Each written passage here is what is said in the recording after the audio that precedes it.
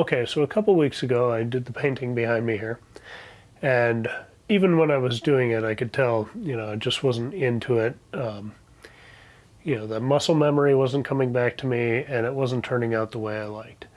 I also was just trying to go from the idea from memory. I'll put this up in the video, but this is the picture I was thinking of, and clearly I got most of it wrong. Which I don't care if it's exactly the same. That wasn't my intent, but I wanted it to be a little closer than it was. And I could kind of feel as I was doing that I wasn't really hitting the mark. So composition-wise, I'm not terribly happy with it, and kind of how it all came together. So I'm going to go back into it and see if I can improve it. I'm going to go right over the canvas as it is. I think it's pretty well dry. I wanted to get back to it about a week later when it had thickened up a little bit, but not completely dry. It feels like it's completely dry now, so that might be a little challenge. We might have some lingering texture underneath that we need to get work through, and I might end up just destroying this canvas. But as this is kind of the process of getting back into it, I'm not going to worry about that. I'm going to make happy little accidents and just try to improve this if I can. If not, it's a good learning experience, and nothing teaches you like failure. So I'm ready to get going on this one and see what we can do. So my plan is to start with some small brush work, because I don't want to kill the sky. I'm relatively happy with the sky, but I want to add a little more definition to the moon, and that's an easy thing to do with a small brush before I get going into the mountains and stuff. That's going to be a little bit more of a challenge. So I'm going to get into the moon first, do that, just get, kind of get the jitters out if nothing else. Then go back and see if I can really kind of re-sculpt this mountain. Yeah, this is incredibly dry now. Maybe some of the green is still wet, and I'm still using the old paints I had left over from years ago, so that might be another challenge.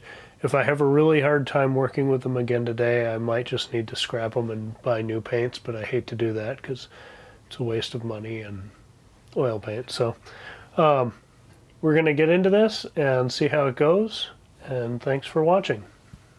I'm going to take just a teeny bit of liquid white here. I don't need it for the rest, so just going into this and looking at my picture. The moon's kind of a little bit more white in some areas. This might be too much.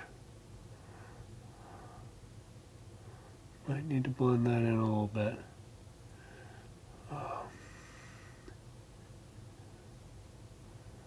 It does feel a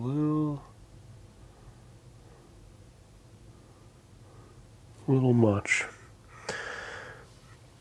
So I'm going to try to wipe my brush down a little bit.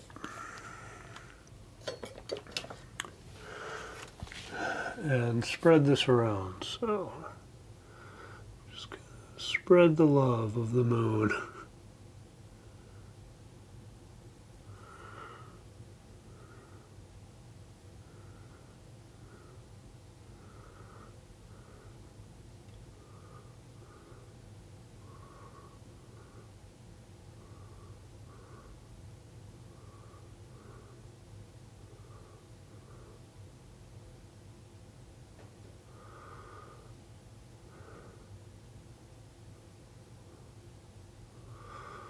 I wish it didn't have this hard line on it here.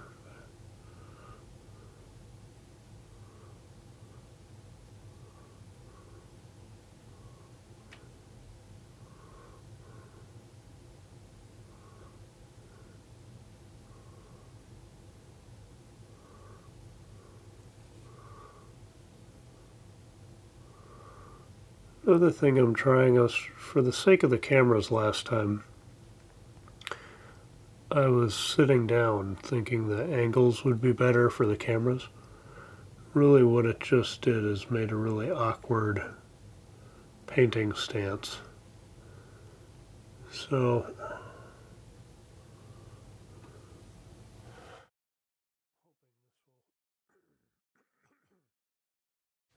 So I'm hoping this will work out a little better. Now, I just kind of dried the brush off, and I'm just going in here, moving some of this white around. I don't really know what the cloud would do here. I guess it would be a little brighter, but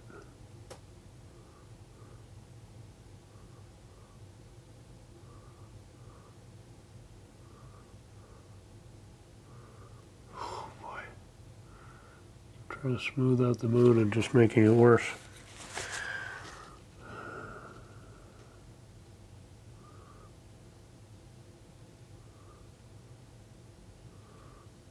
Well, that is why Bob did wet on wet, so things would blend a little smoother. They are here for me.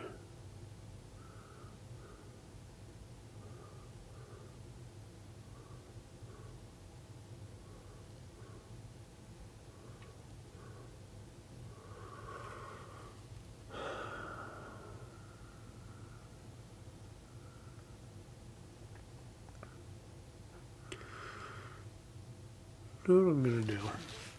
Let's get crazy here. Let's just try and wipe some of that off. What could possibly go wrong? We go right into it. There we go. And up from the bottom.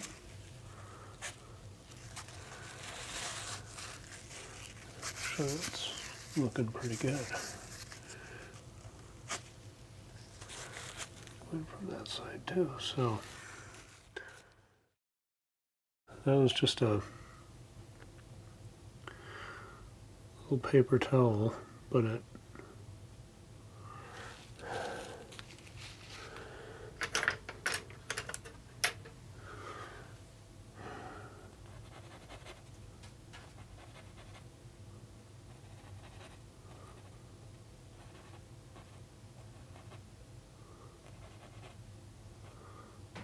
took another brush. I'm just kind of blending it around. It's kind of taking some of that.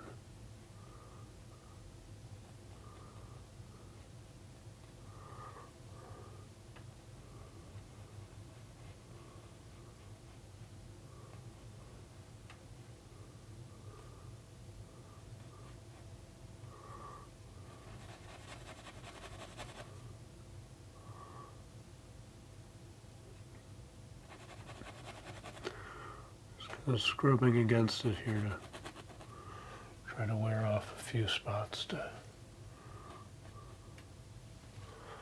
course, that brush had a little paint that started wearing off on it.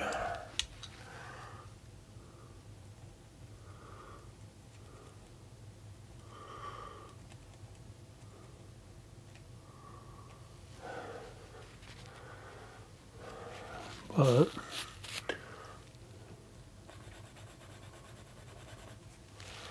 there, just like an eraser. So, not perfect, but I like it better than where it was.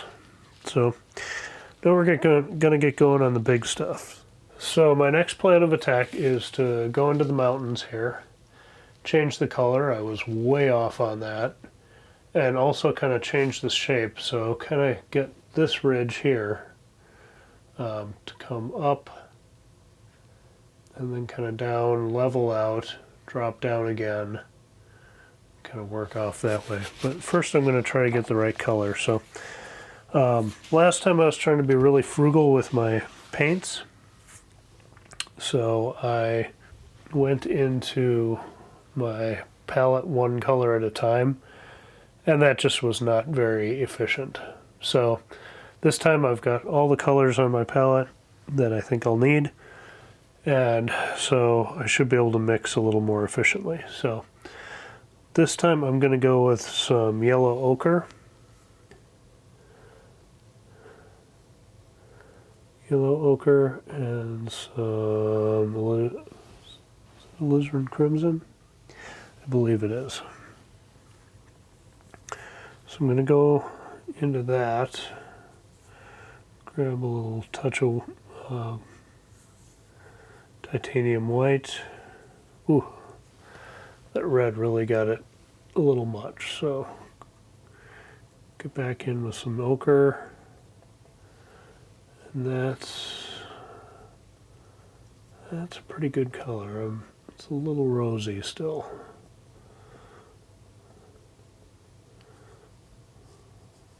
A little more white. We'll see, yeah. So I think that's going to be a nice background color.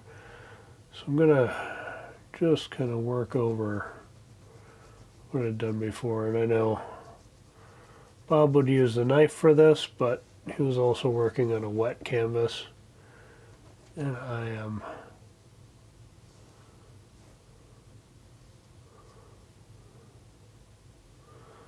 see, I'm going to just say that that hump is going to live right there. That way I can work up to it.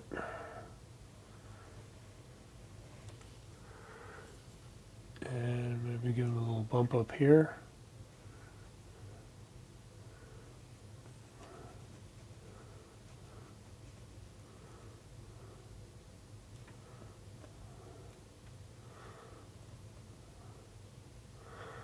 I like to rotate my brush a little bit as I go, just to kind of drag that top edge right where I want it. So in this, it doesn't drop off that far, and then it has another little ridge right there, so we'll call that, we'll say that guy's there.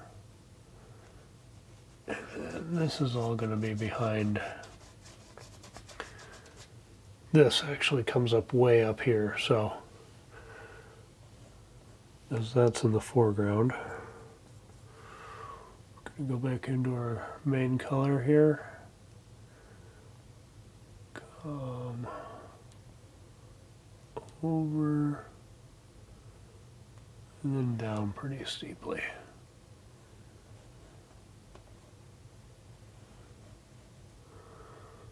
So I'm hoping to kind of go through this stage and then kind of Bob Ross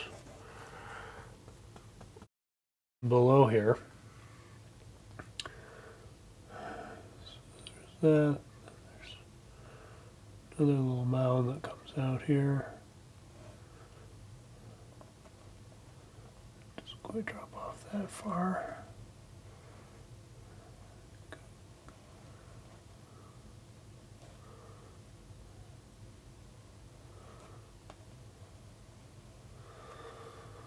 The drive up there was really, really fun.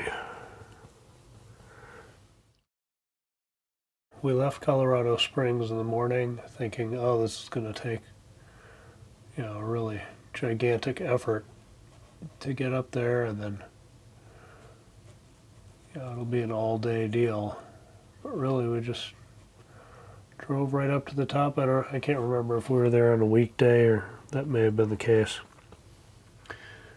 where we just had, there wasn't quite as much traffic. So here, there's that, and it kind of drops off there. And there's another little ridge in front of it. Kind of comes out here. Again, I'm really just focusing on this top edge first, and then go down into more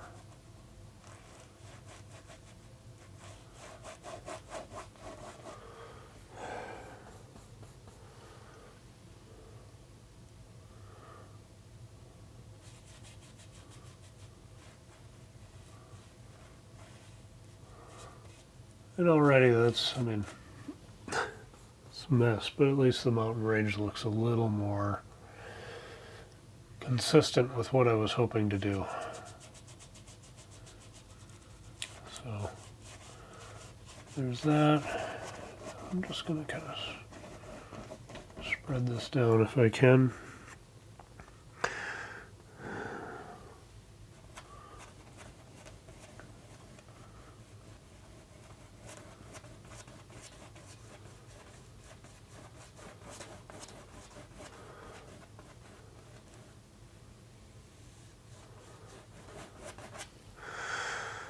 I know a friend of mine is watching this saying, use a bigger brush, get this on faster.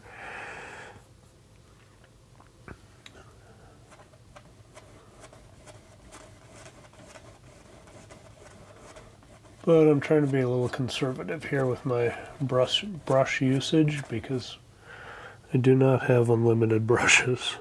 So if I can, for the sake of the video, keep to one brush per color. And I really don't want to open the thinner any sooner than I have to either, because I am in a closed room and that's not ideal. You can keep the thinner closed until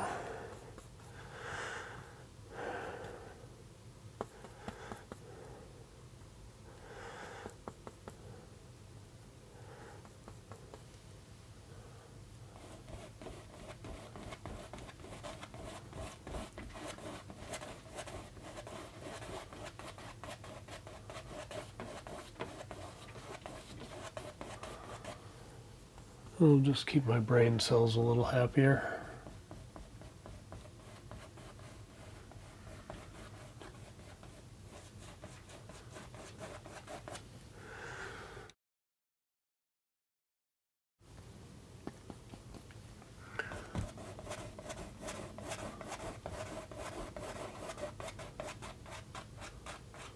Alright, again, Bob would do this with a bigger brush, but I'm trying to conserve. So, I'm also going to add a little titanium white to this bottom, just so we get the sense of it fading out here. Again, it's a cheap trick, not how Bob would do it, but I'm trying to fix happy little accidents here, so hopefully this will mimic some of that misty area that Bob talked about once we started laying in some other things. Get things lighter to the bottom. Okay.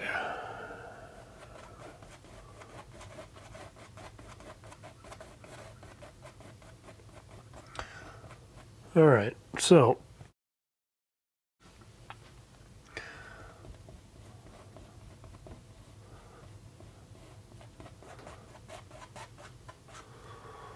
now that we've got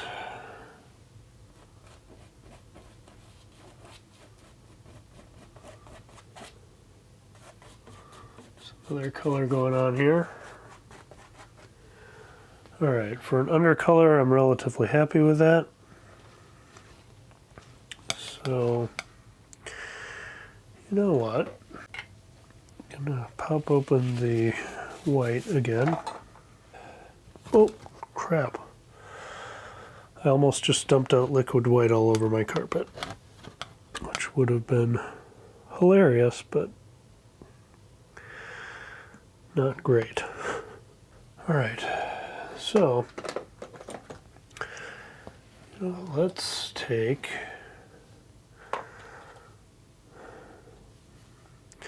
I'm going to take this little fan brush here, and I'm going to go into my liquid white and my dark color,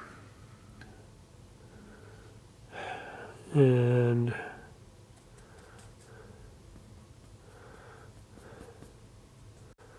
make kind of the highlight color for that.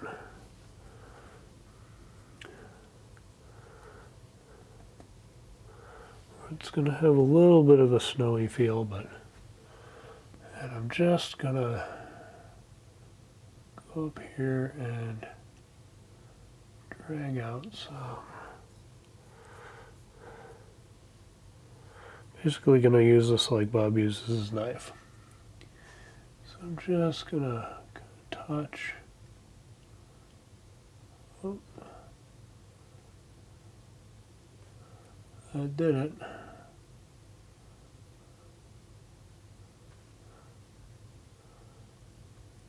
Just trying to go in and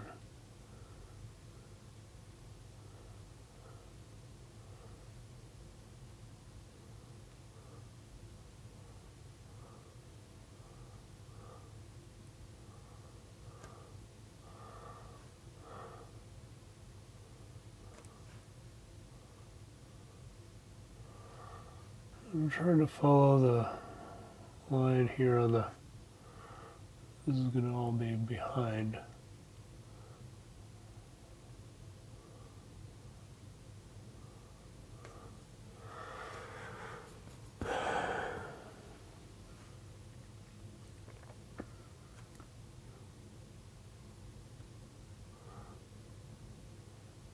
And this isn't quite accurate to how I hoped the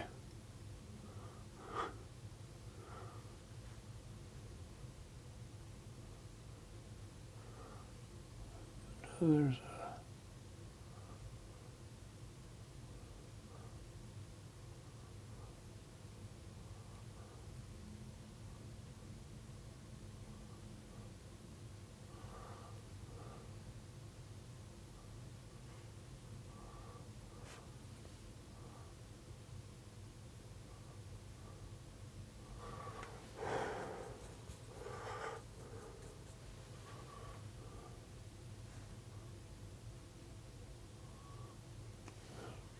drop in with going into mostly the white where it's really highlighted here.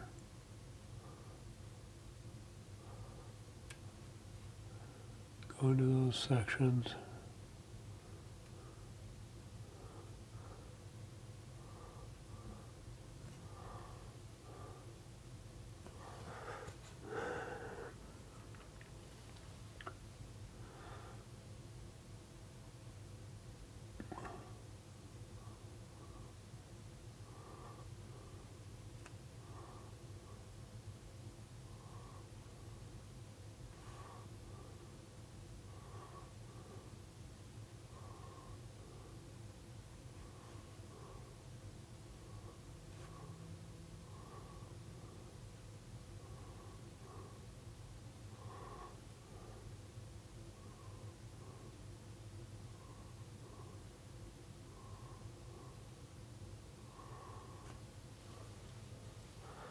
Kind of looking up at the photo here and just going in, trying to follow the lines if I can. Sometimes this fan brush gets a little obvious, so I try to blend that out a little bit.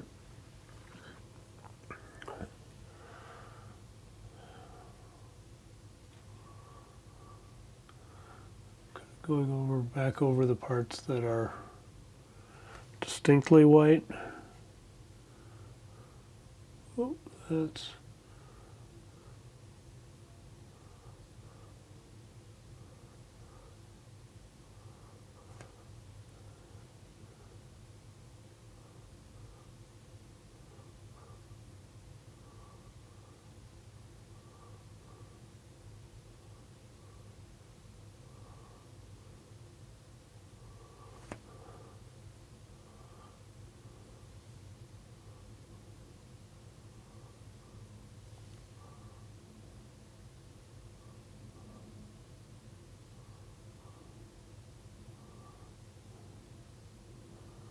with this brush, I'm getting a little of that breaking, but part of that might be because of the texture that's underneath.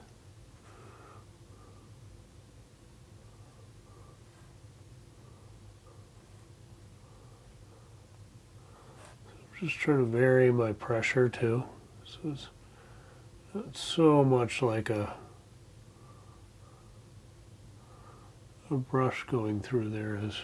There's a little bit of variety.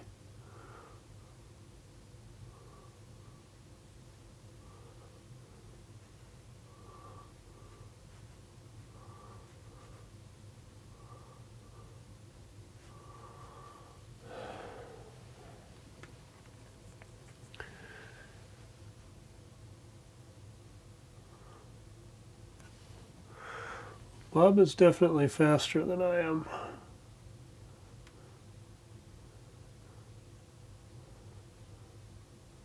I think had I been kind of working through the right colors, having the photo with me when this was all wet would have made a big difference as well.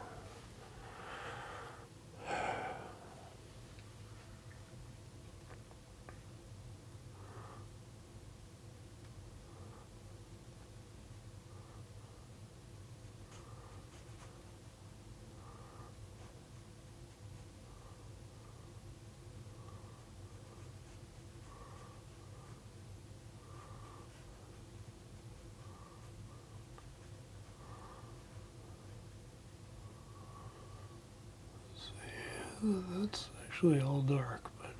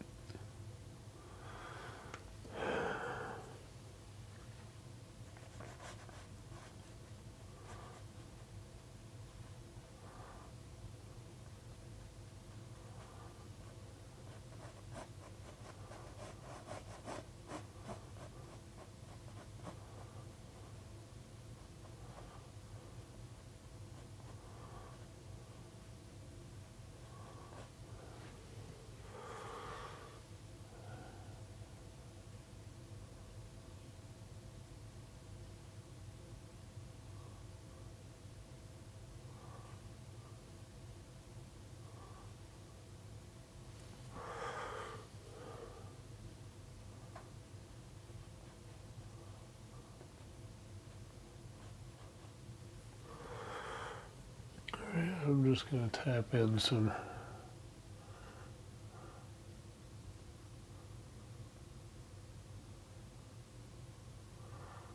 other little highlights here.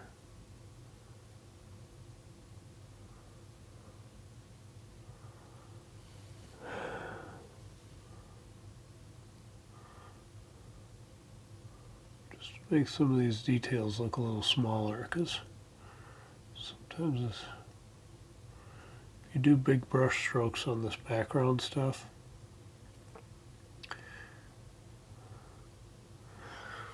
doesn't give it the sense of the depth because you're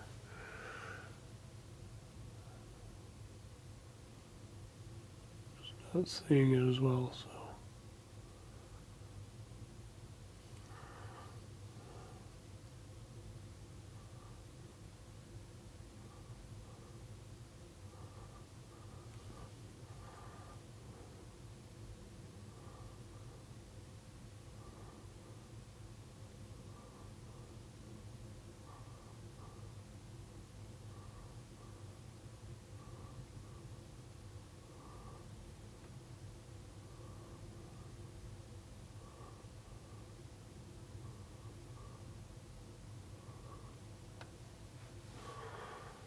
Okay.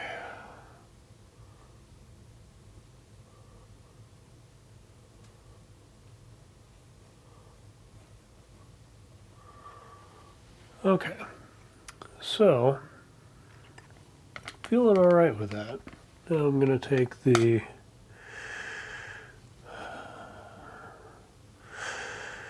maybe go into a little of that same color and add a little blue. That was a lot of blue.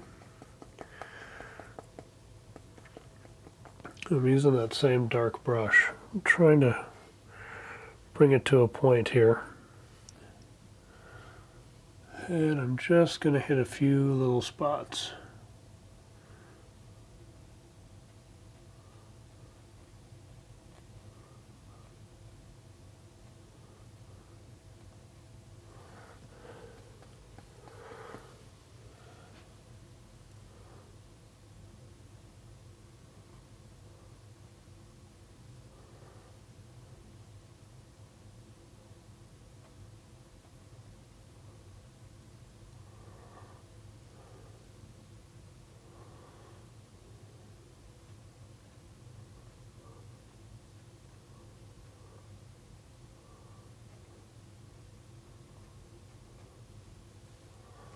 I'm pretty happy with that. That's actually turning out pretty nice.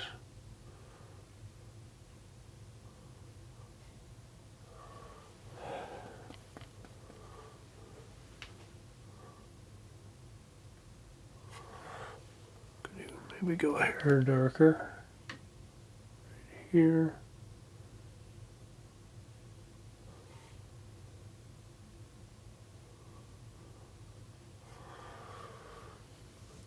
But I don't want to blow it. So, not sure how much we lost there, but I'm just putting some indications of some trees back here, some other things.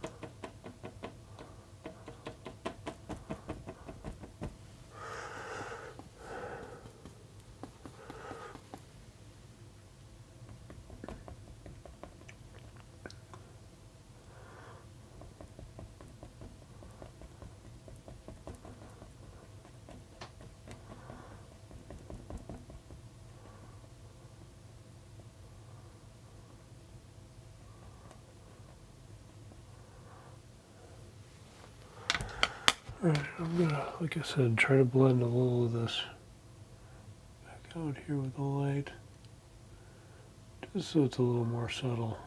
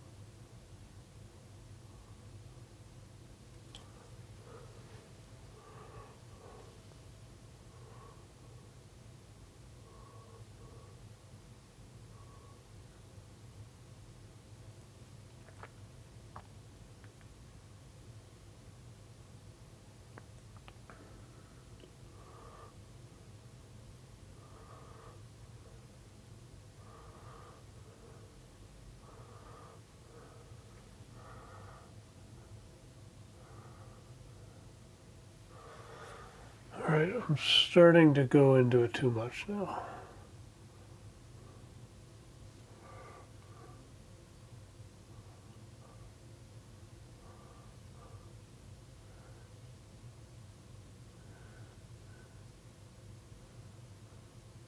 He says as he keeps going.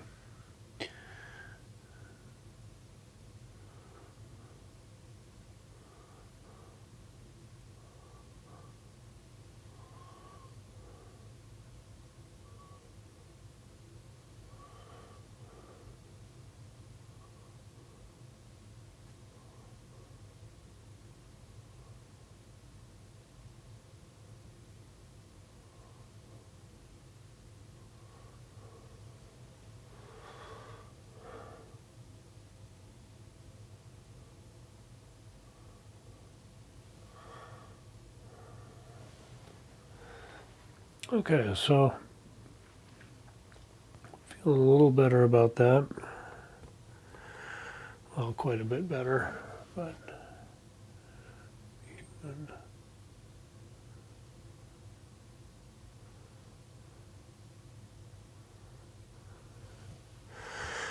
you can shape that up a little bit.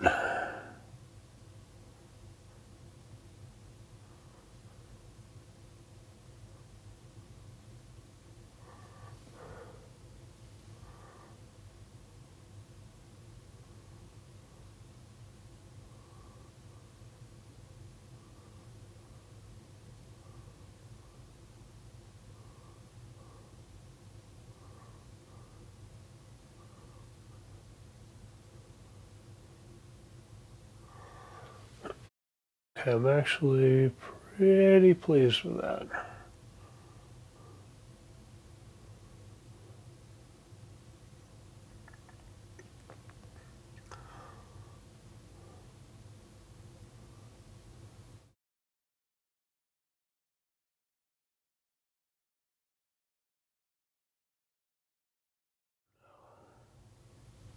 Okay, leave it.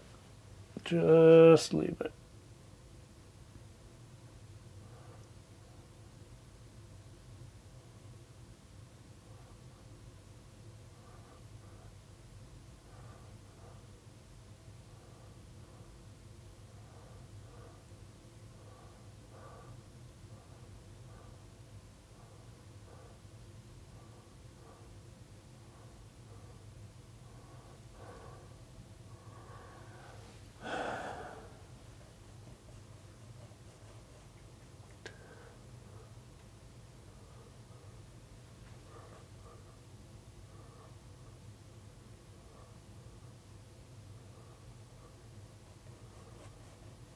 Okay.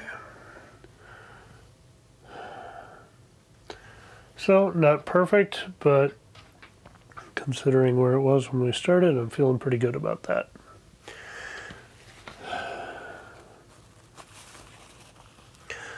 So now this next batch of color, and again, to save brushes, I might just stay with this same little guy. It's going to drive people crazy, but what are you going to do?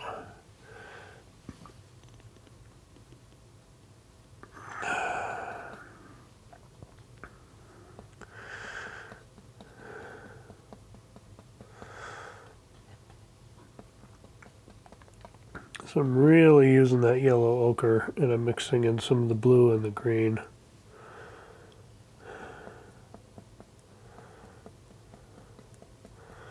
And loading the brush up, and same kind of thing as I did before. And I'm gonna go right here. And that's gonna slide down and over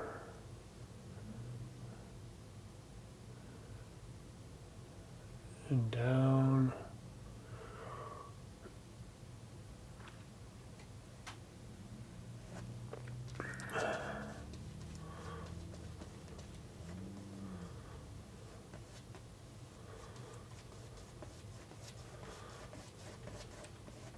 So what I'm doing now is what I thought this dark color was before. So I might add some brown to this, get it nice and dark.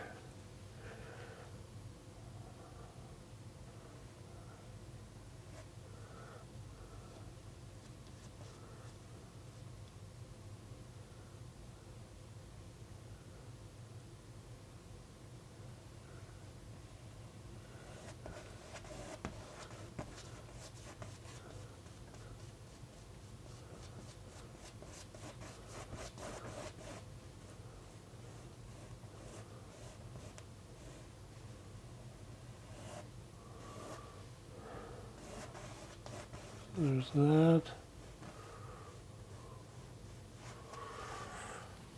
Then there's another little guy. It's darker and in the foreground. And he kind of comes right up through here. He's going to come up and down and kind of camel out here.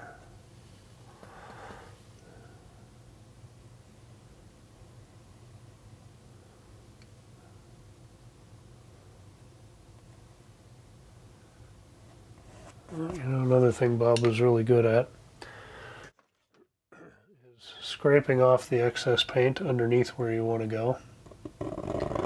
So you're not trying to put dark stuff on. So you're not trying to add thick to thin. It's kind of the situation I'm in right here. So, like I said, this kind of camels out and then goes up and up again.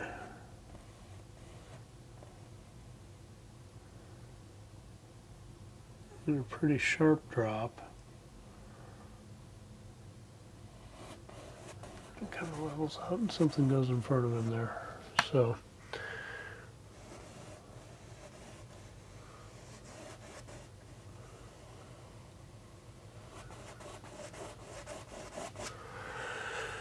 okay, need more dark there.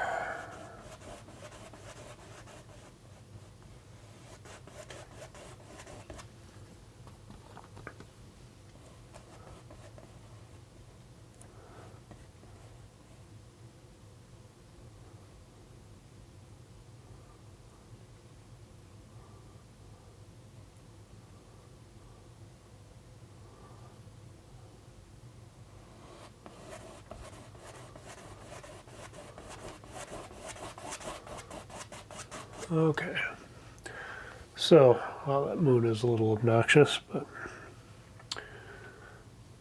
that's a ship that sailed a little bit. Maybe I can go back in and correct that a little bit.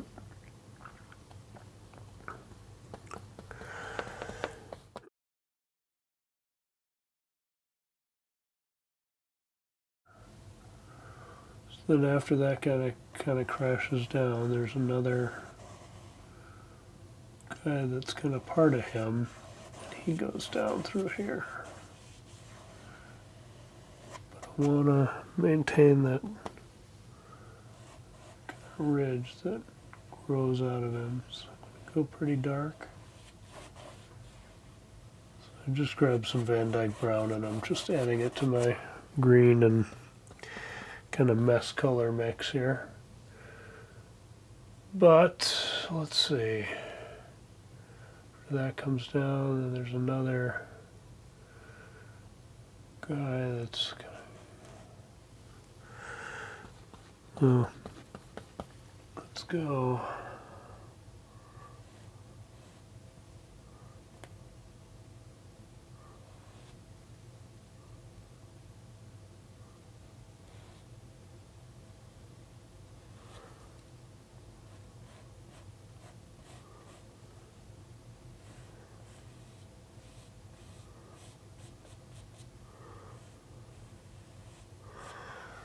This is where Bob talks about leaving that kind of misty area down below, and then you don't have these harsh edges, which is it's a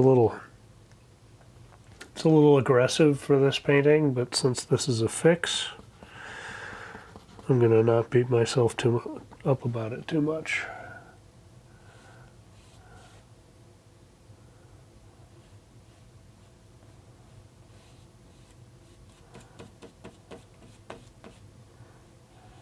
All right.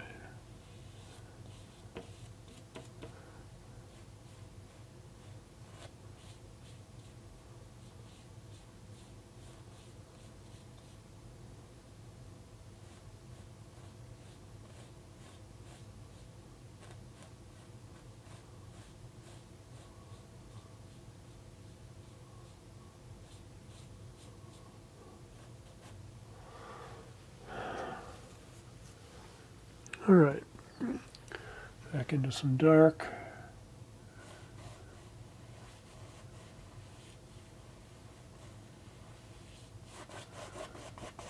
Okay. So we've kind of defined our edges here.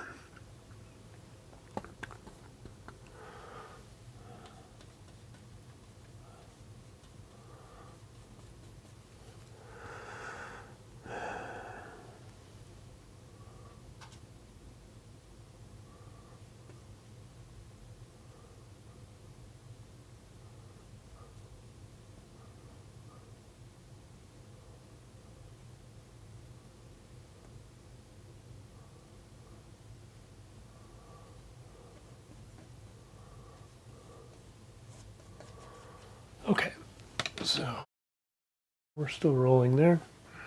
Still rolling there. Okay. So now this is starting to come together a little better. And I'm going to start putting in the photo on this ridge. There's some rocky things going on and kind of like a little path that comes around here, down into here. And then there's some other little outcroppy bits in various places. So I'm going to go in. I'm going to try to do this with my knife, with the, what is this? This is yellow ochre. And yellow ochre and the white, titanium white.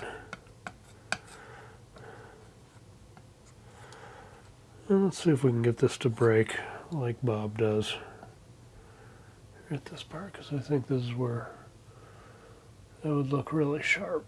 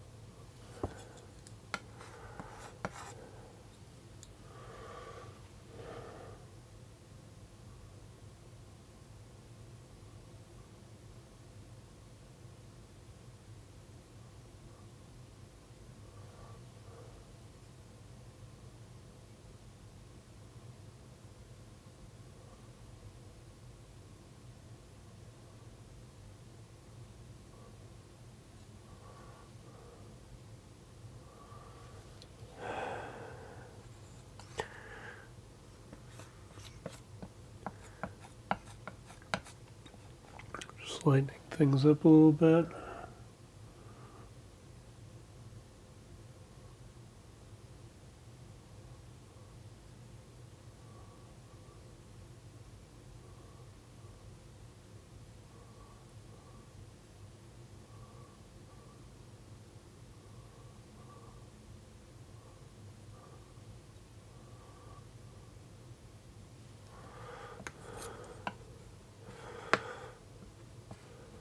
Just trying to scrape off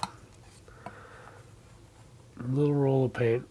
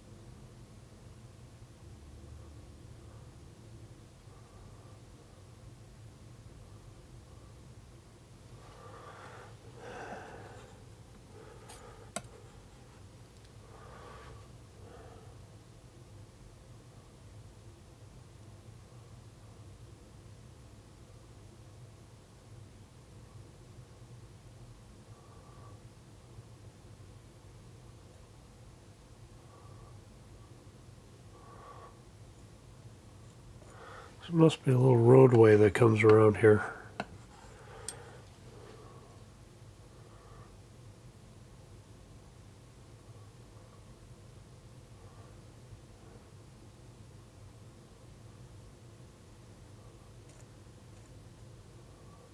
It goes in a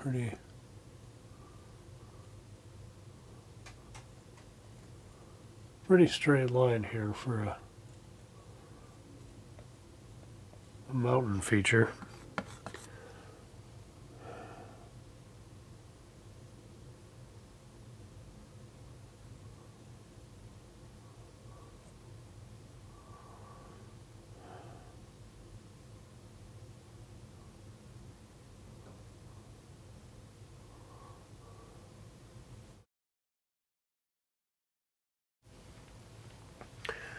And I'm just gonna tap up here because I want to give it, right now it looks very brush strokey.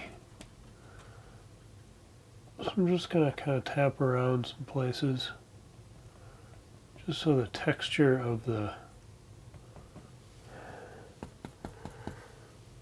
it just has a little more of a mountain greenery feel. So going into my dark and just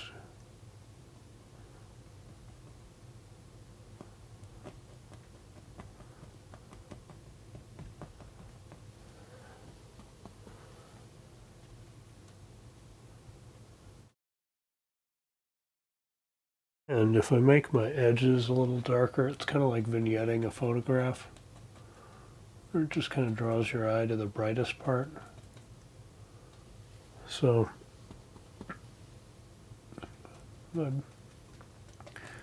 my edges stay a little dark, that'll hopefully just bring eyes right into the mountain.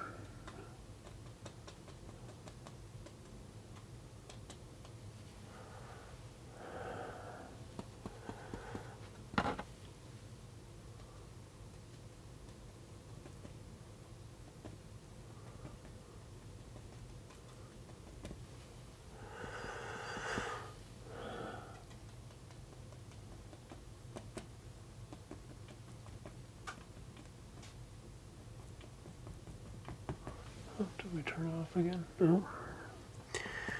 Every so often I'm hearing a little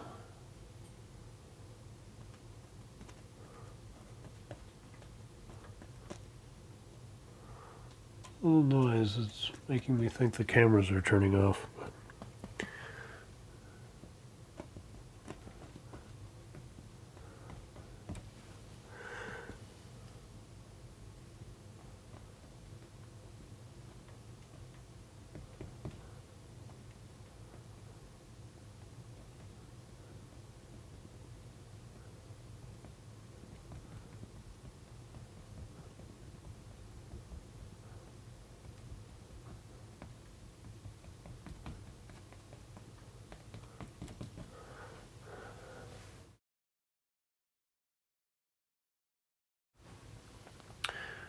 Okay, so that's kind of coming together a little bit.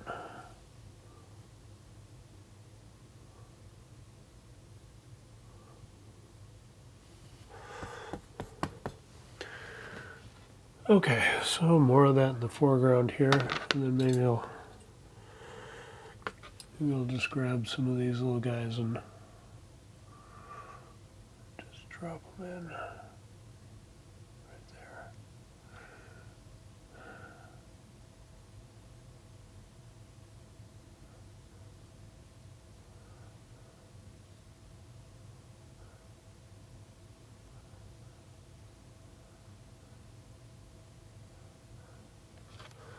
Just so they feel like they've got a home.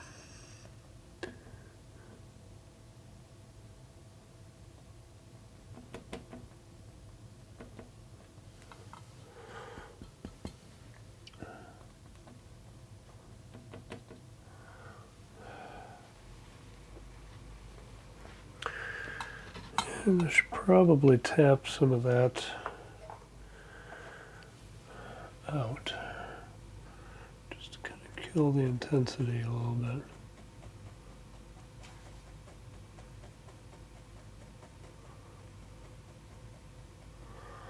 I wonder if I'm still in autofocus. No, I changed it.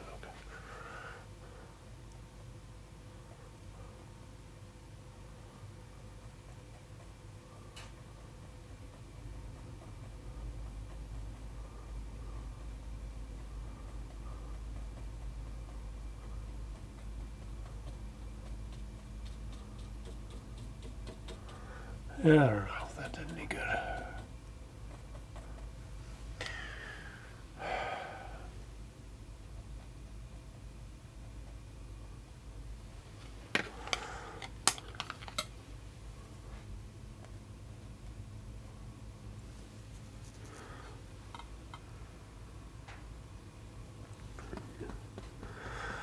Alright, so I'm going into some pretty dark. So I'm going into some pretty dark brown and sap green. I'm just kind of pushing up.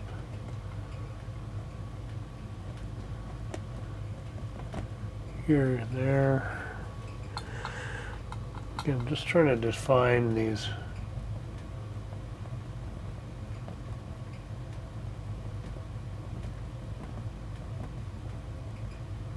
ridges and things and give them a little sense that there's some layers and depth there. So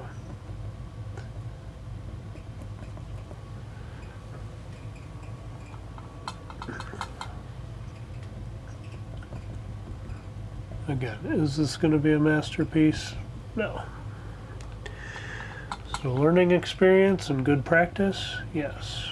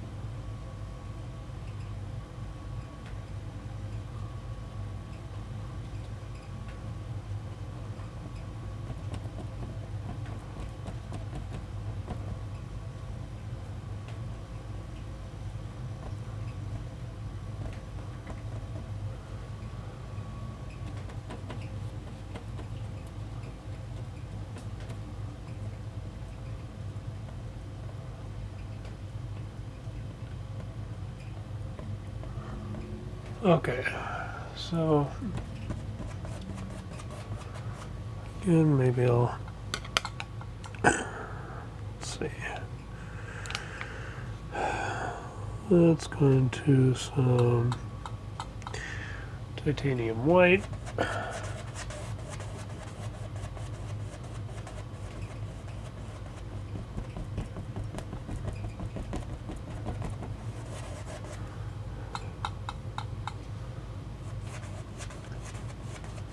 Just to try to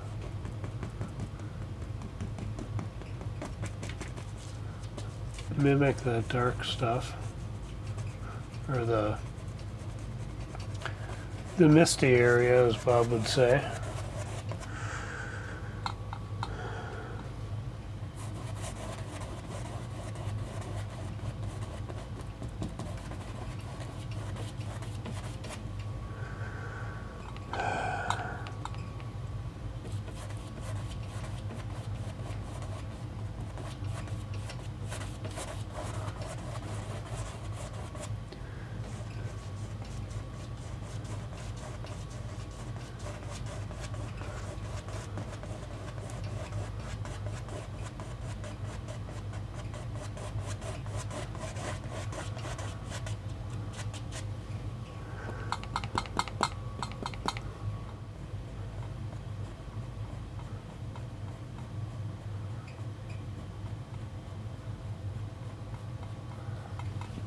Alright, now we're getting into the part where we can use some of these bigger brushes because we've got some of the big back detail done.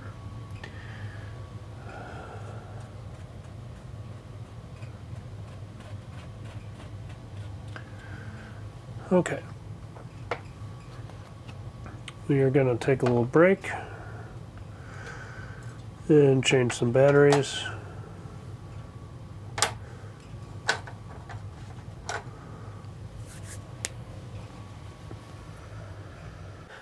So now the place I want to go is kind of up in front here. There are some kind of a row of lower foothills that kind of come across here, and they almost have a little bit of red in them. And so I'm going to go back in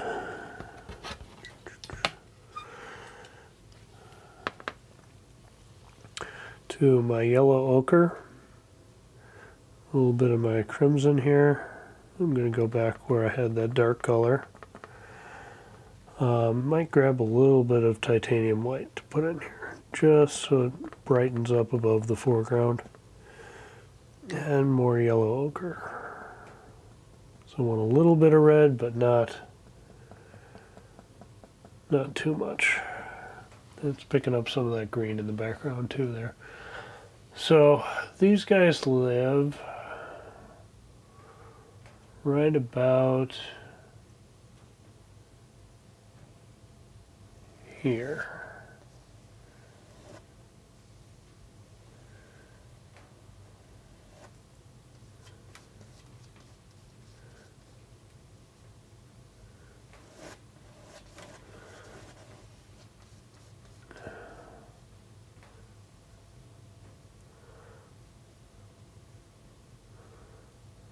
Just kind of along here, and this is where you're starting to see some individual trees.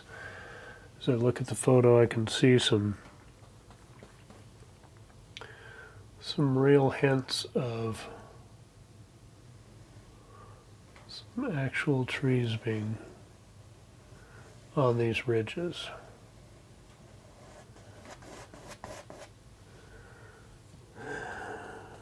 There's another guy that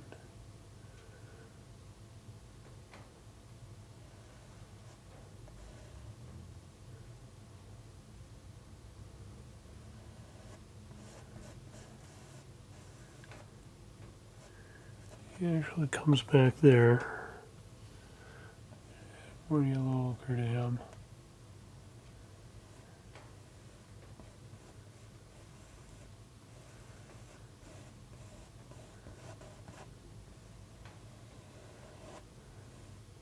Back a little bit.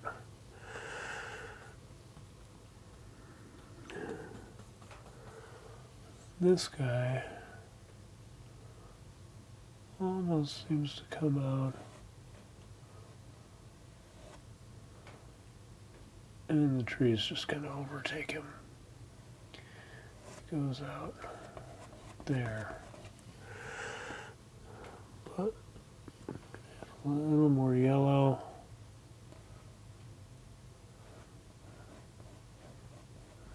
To brighten him up a little bit as he's going back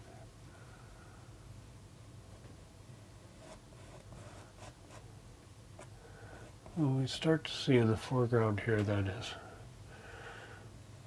this guy comes down, and this guy lays in front of him.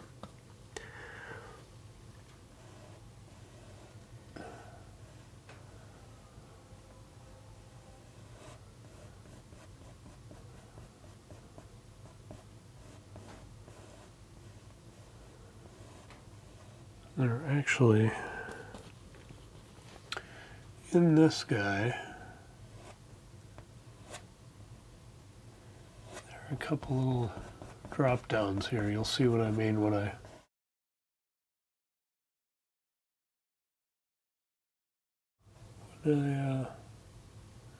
pull that forward. But this guy ends up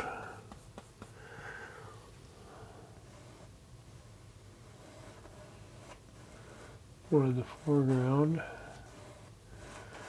And we got that guy. Got this little washout, and then the road kind of continues, and there's another guy back here that's kind of doing some of those things.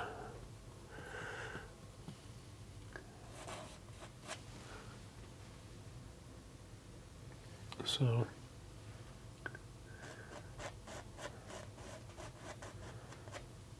he's living there, just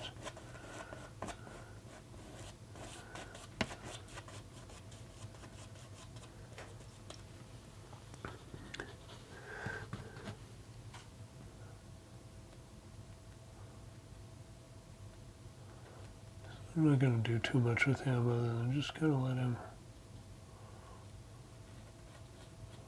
be back there, because he might get covered up anyway here.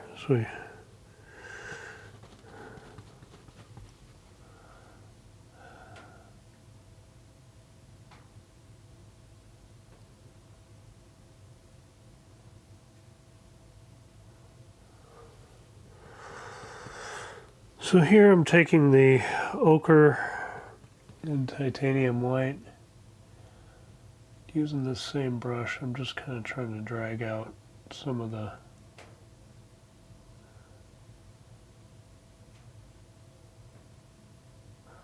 sense of where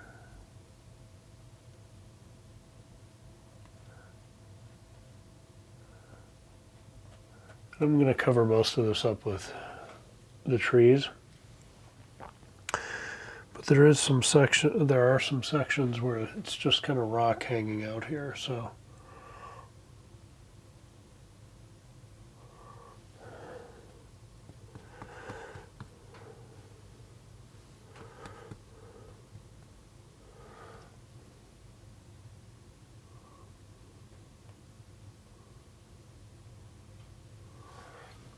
actually maybe my fan brush I had at one point would be a good idea for this guy, for these little doers.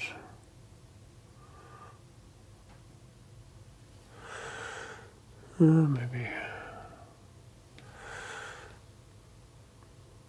a little bit of yellow, a little bit of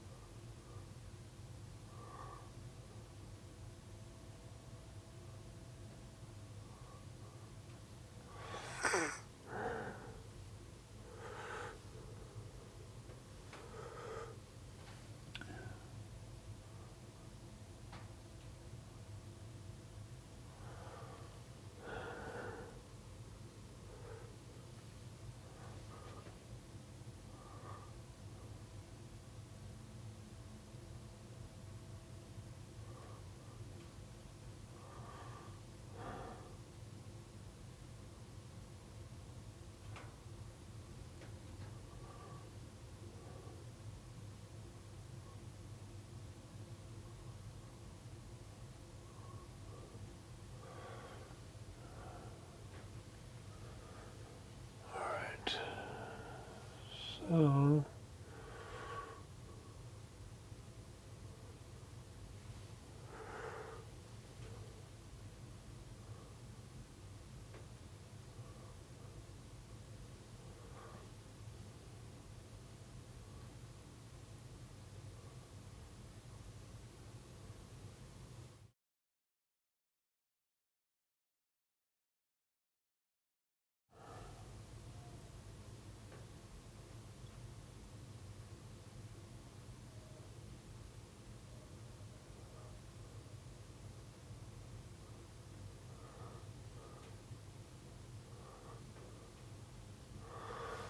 okay, so I'm going to add in a little more color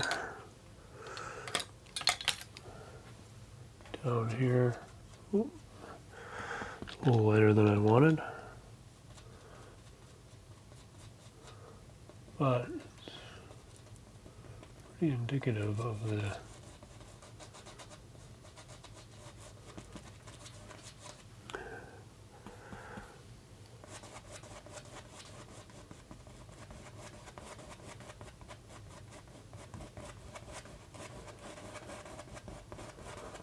the next level of the painting that I want to go down to, so I'm just going to keep that going down. And just some more down here.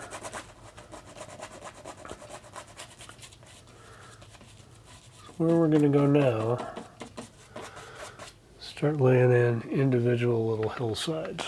So with that, maybe I will stick with the same brush. Doing a lot with this little guy here.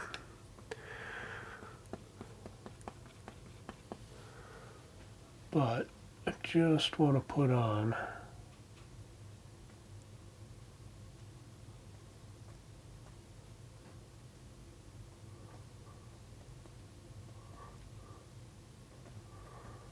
here. I'm getting into more individual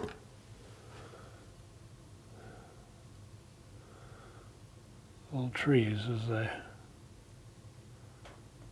kind of come around the ridge. And at the top side here where they're coming over, they're pretty dark.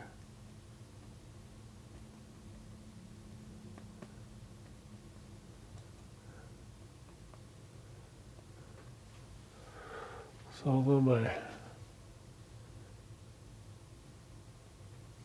my hillside is lighter, some of these trees on the ridge have to stay pretty dark. So, oh, got into some light color there.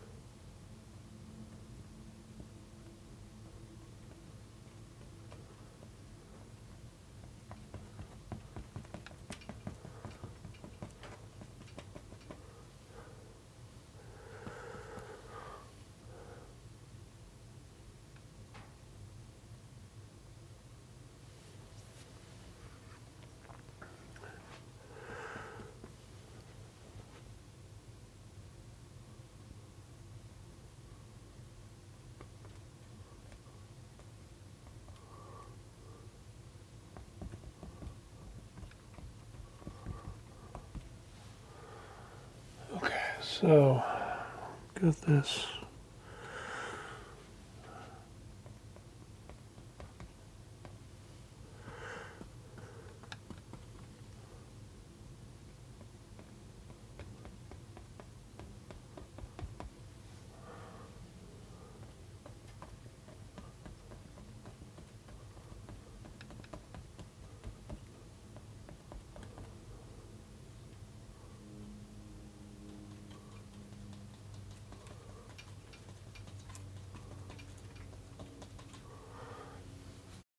Okay, so we're starting to come closer here, And we need to line these other ridges.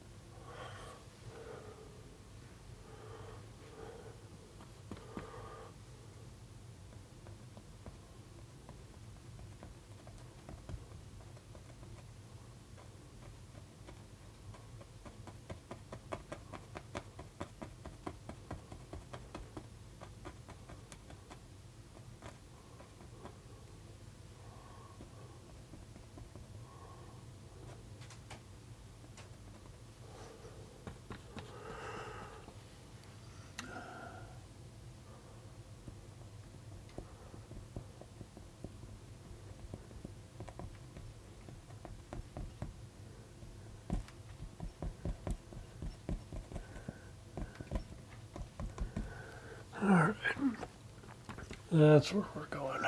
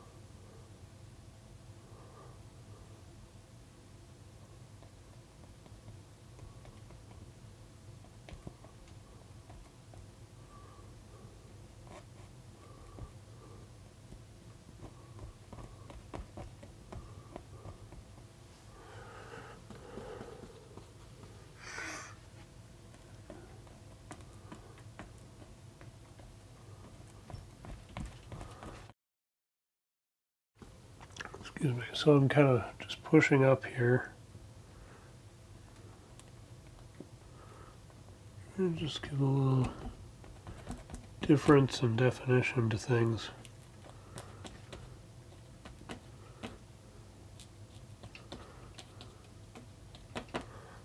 as I come around.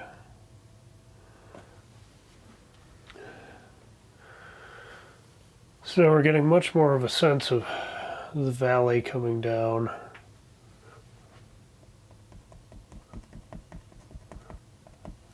And even to this back here. And again, this is where I don't care so much about the reality of what's there, because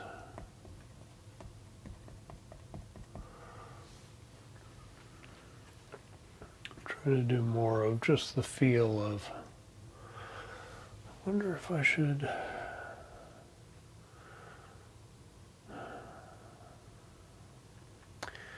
kind of feel like that needs to go darker.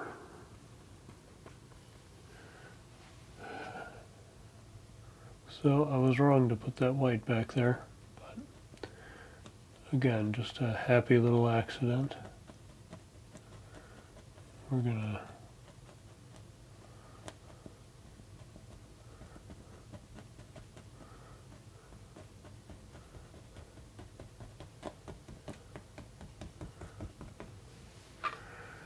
just fix it like so.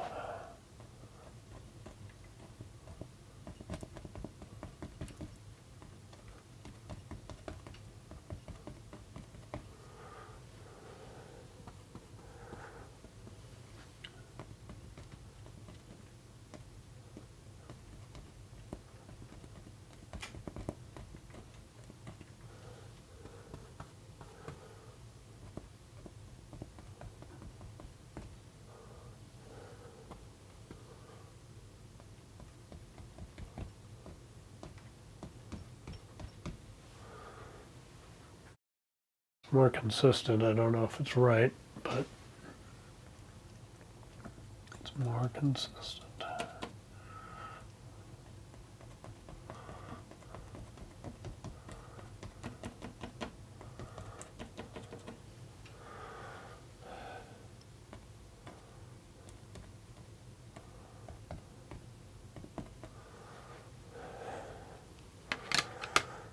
So maybe I'll go into my, oh, I've been painting my wrist.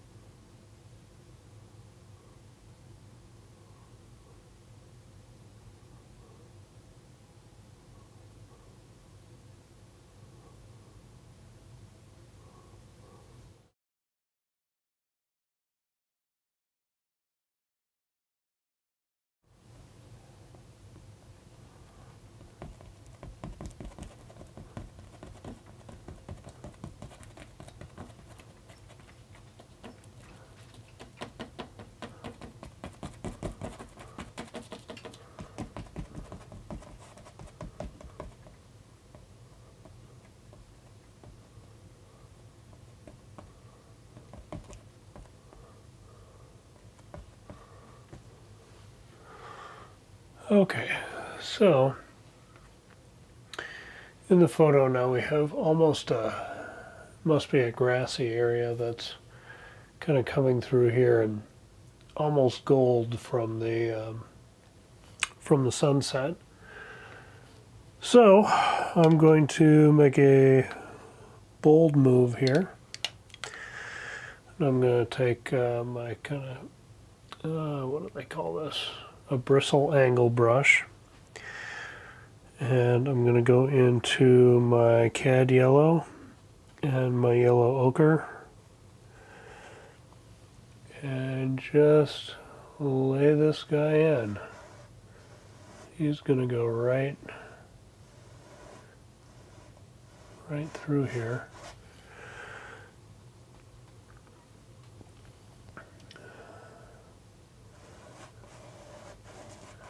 This is really bright in the photo. So I'm gonna really give it quite a bit here.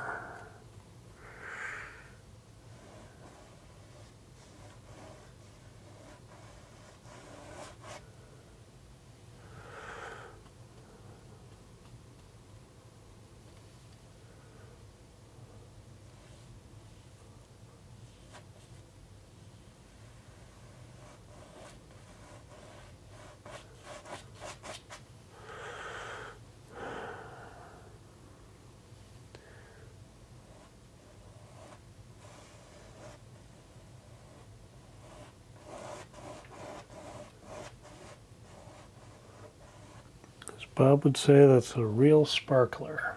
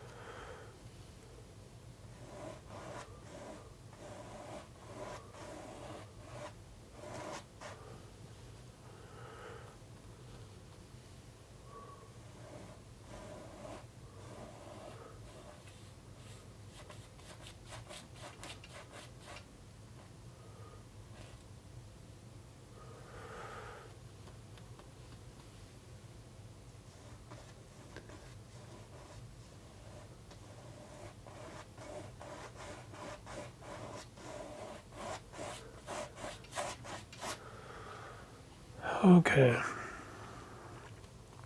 I'm going to make this a little wider.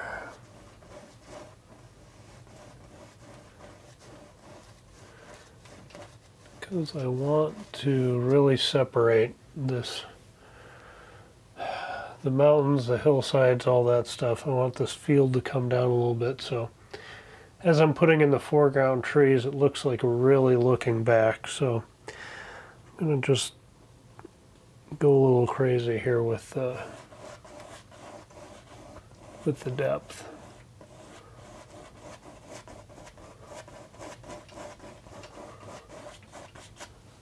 Again, not trying to be photoreal, just use that inspiration.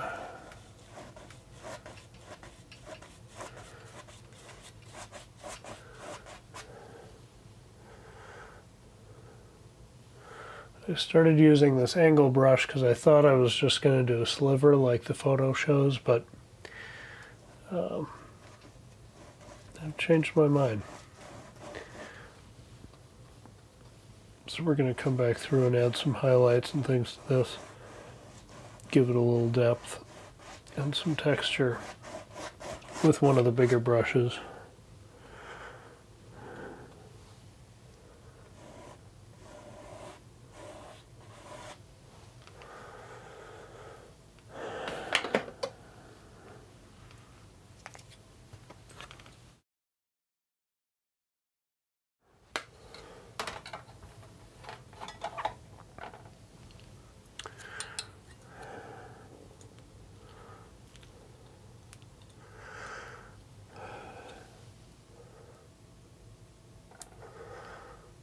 And this yellow ochre is really getting a workout.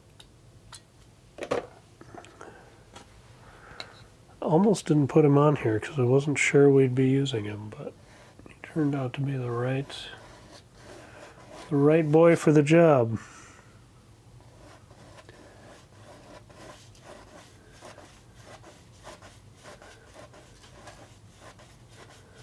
All right.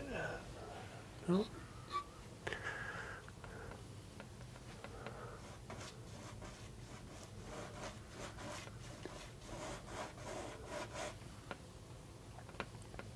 Yeah, the Add yellow.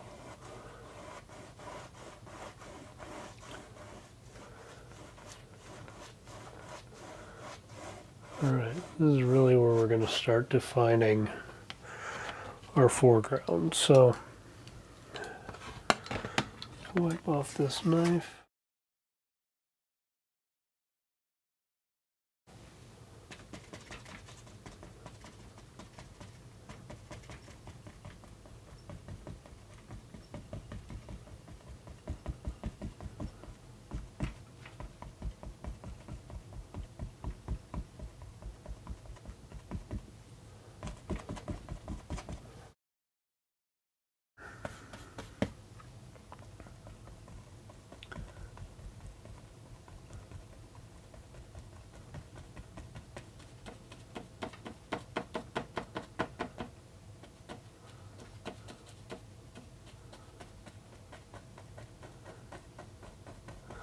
So I'm kind of tapping this back as I go, just to make it feel like it's not such an abrupt start. Like right here, it's pretty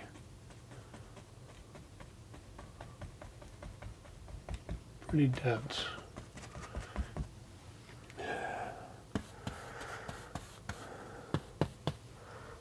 Then as I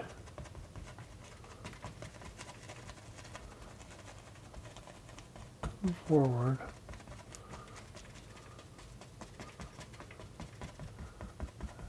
just want to make it seem like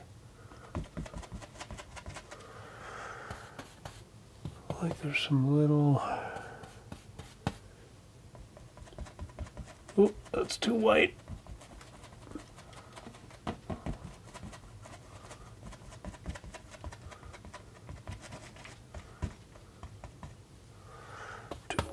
Too white.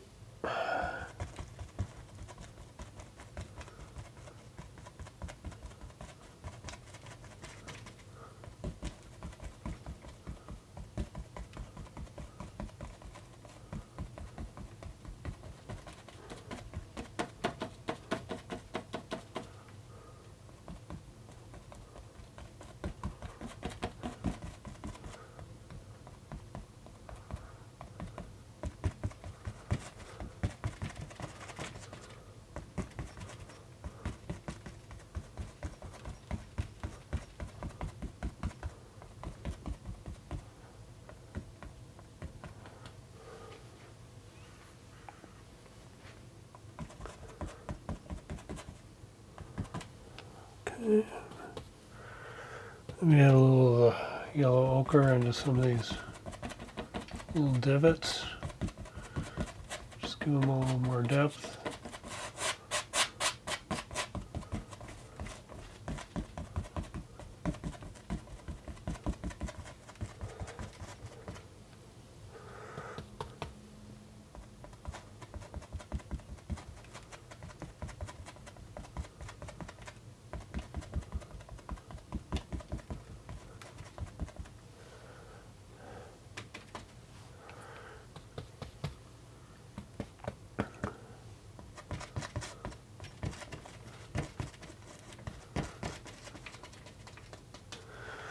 And then we're going to add some shrubs in here. So back into our dark green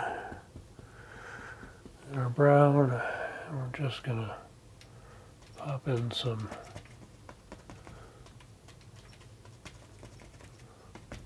little lines of shrubbery here.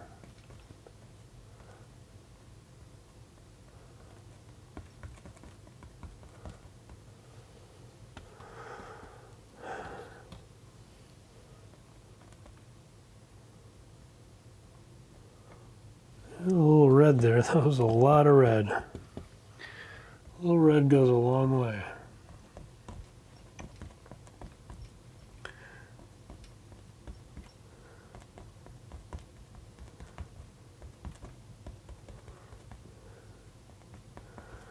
I just want to put that red color in there just so it felt like we're getting into some different kind of trees and texture and things down here.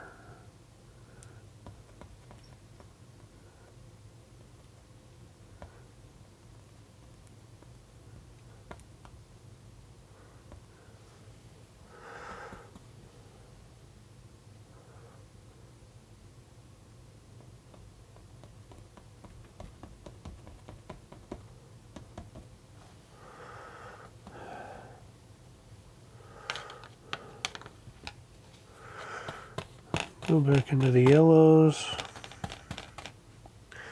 Titanium white, back into the yellows.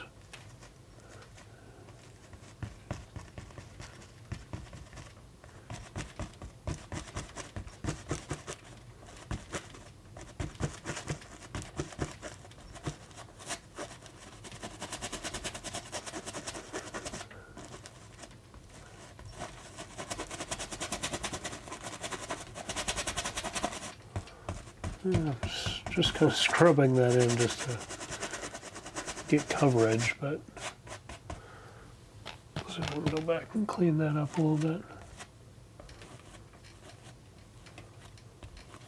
So we're back. I have a helper at my feet, cartoons on in the next room, but I'm going to try to do the rest of this relatively efficiently.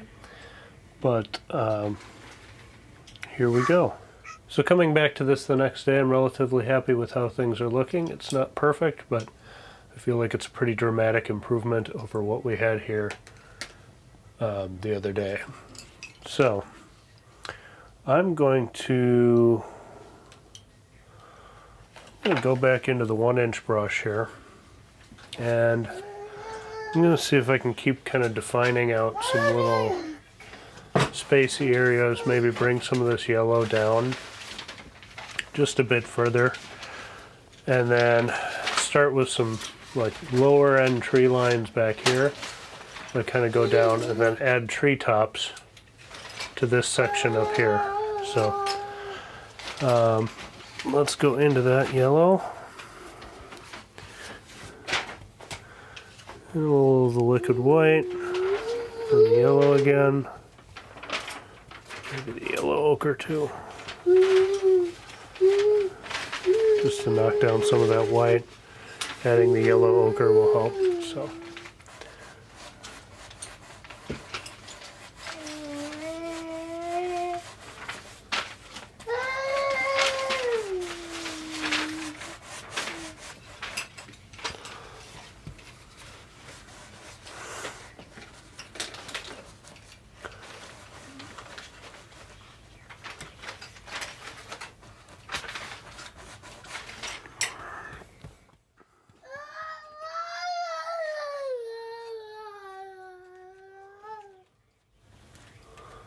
Gonna add some of the top of the brush randomness up there.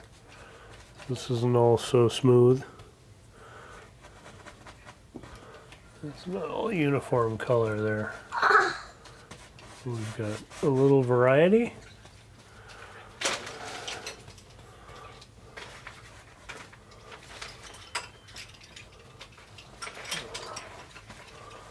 Now the downside of doing this over a different background color is, as I make changes on this top layer, I'm kind of scraping some of it off,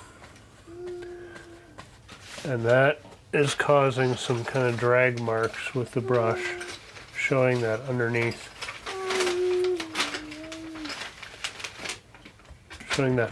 green. So I want to kind of get back in here and try to lay more color, this lighter color down. That's also the tough part about putting a light top color over a dark background color, which is why you wouldn't want to do this. You wouldn't necessarily want to do this from the start, but kind of tapping instead of dragging will hopefully mitigate some of that stuff.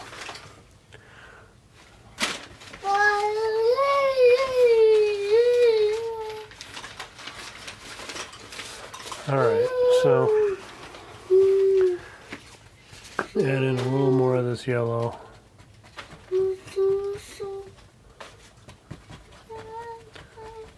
Front.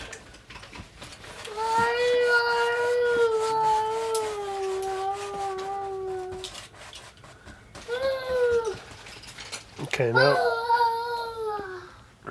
there's another line of trees that's kind of like here. It kind of comes in and goes all the way across. Hi there. Hi there. So this line of trees kind of goes around here, and so we're going to try to lay that in. Whoop. And so I'm going to just keep using this brush. I'm being pretty frugal with my brushes, but I'm going to lay in the dark color. And here's where I'm going to start adding some of the autumn colors. The photo I'm working from was taken in October of last year. And so I want to add not just the dark greens, but add in some of those colors. So as the leaves were about to change, or starting to change,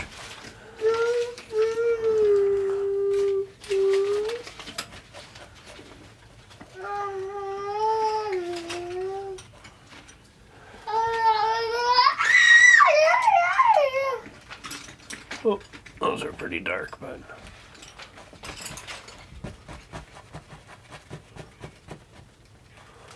now I have a problem. Bob's a master at this, so he doesn't run into this, but I have a problem where if I get too much on one side of my brush or whatever, I end up with these dark brown, or dark splotches of one color. So try to kind of either go in and blend those out, or put that same color between it. So that's getting away from me a little bit here. I'm just trying to get some different shapes in there as I go.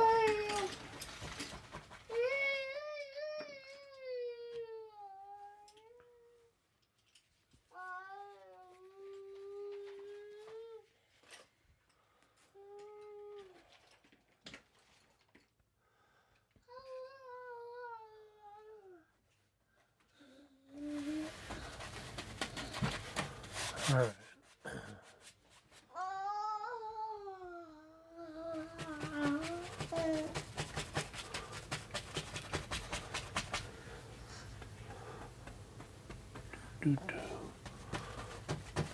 Okay,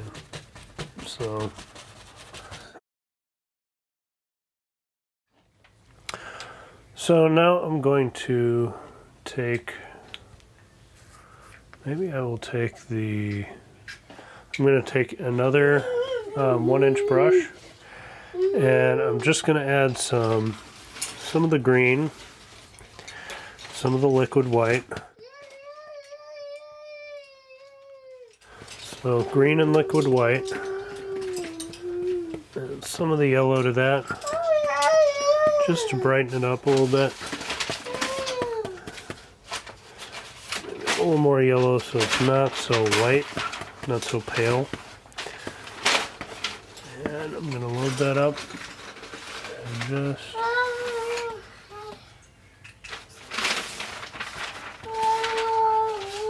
That is not doing much.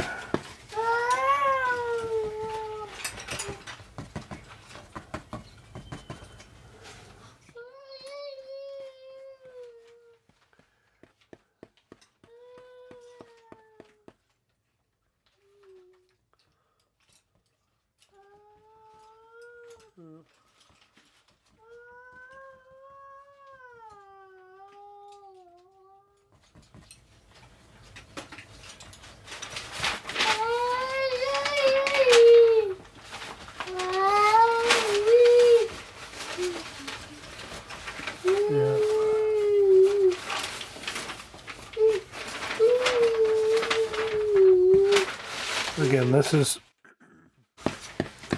a skill I have yet to master. So, just kind of working on this. And in this scene, you can't tell so much in the painting, but that day, the sun was kind of coming down over here and streaming in this way. I didn't do a great job with the colors to mimic that, but so my highlights are on the left. as we're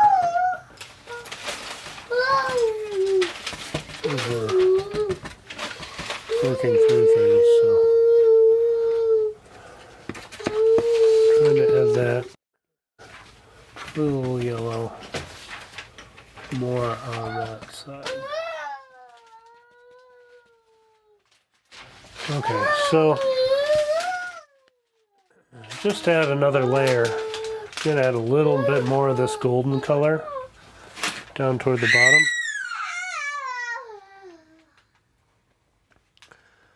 So I'm going to add yellow and yellow ochre. And again,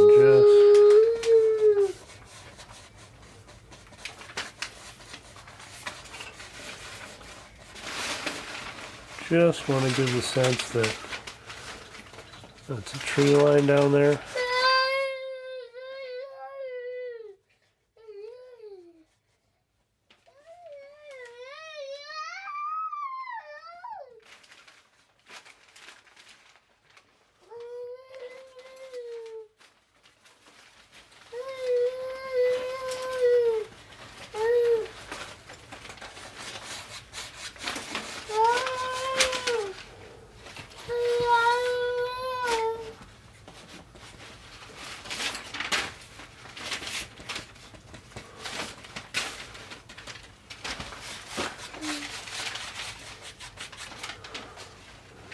Here's where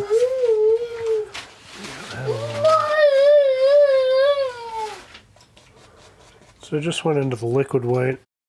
I'm just kind of dashing some of this stuff in here.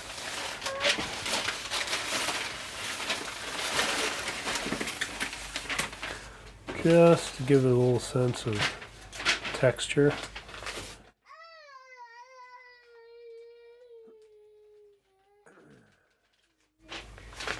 I don't want it to be too brush strokey, but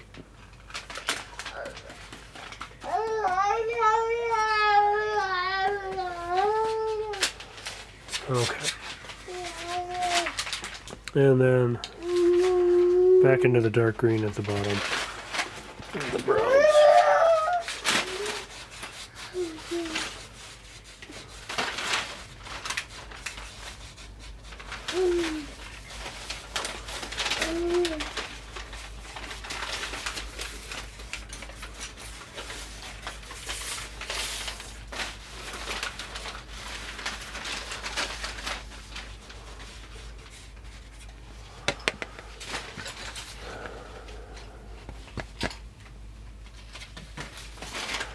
Alright.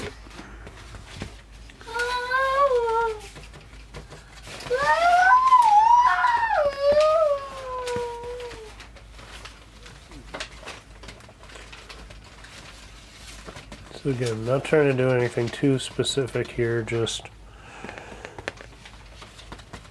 a little color. Maybe add some dark here.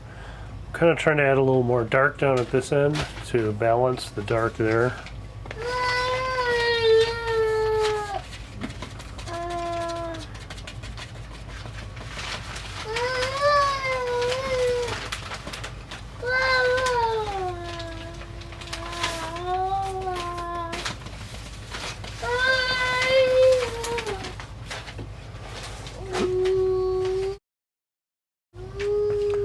Now this is where Bob would probably cut in some sticks, but because I'm cutting into dark underneath, there's not a lot that you can see when I do that. So what I'm going to do is take the liner brush and I'm going to go into liquid white and the brown, liquid white. Just kind of pick up some of these dark colors. I don't want this to be too bright.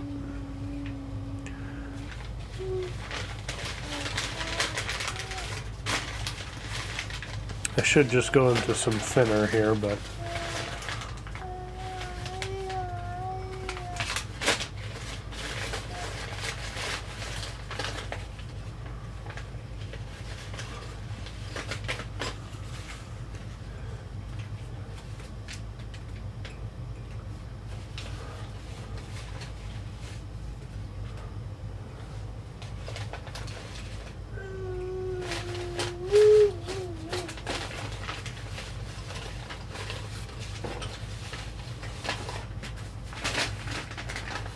My grandmother learned a technique.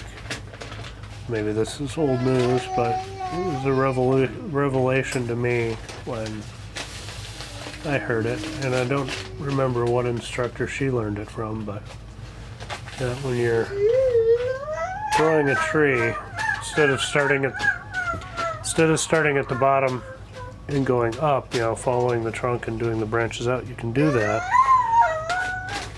but you kind of get a little more interesting results if you pick your point where your trunk, the base of your trunk is, and then kind of work everything back down to that.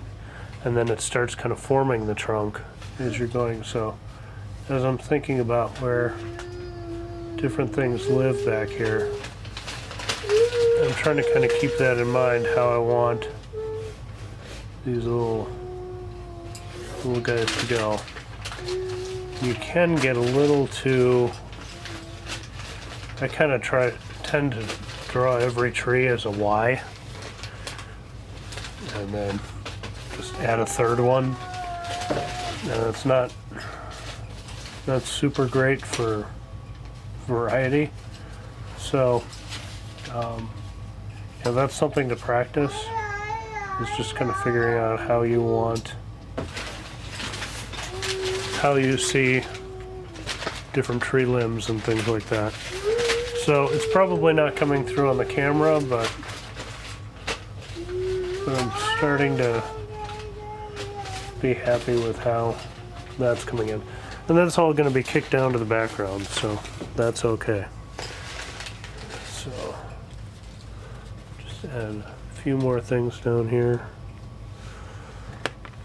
Okay, so now in the foreground, to make it look like we're really going down and in, I'm going to put some bigger trees across the front, so it looks like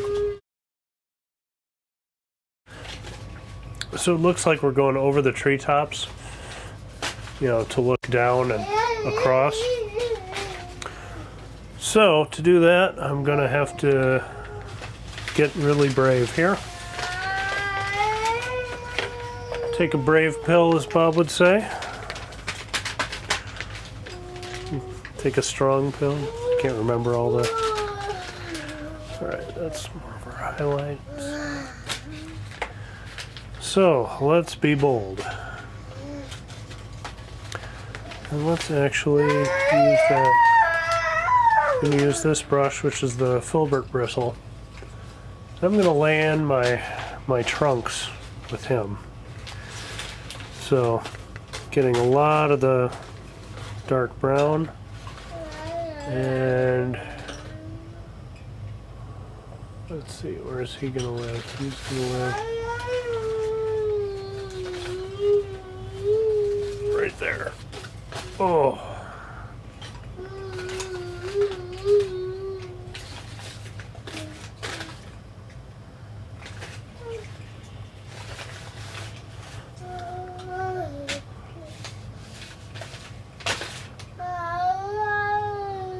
Here's where I need to kind of work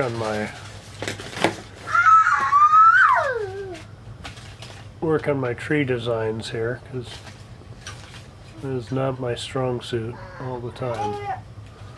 But there's a guy that comes out around here.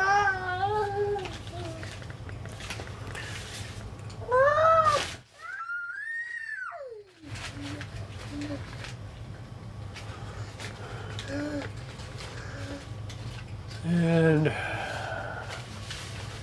another guy that's kind of living out here.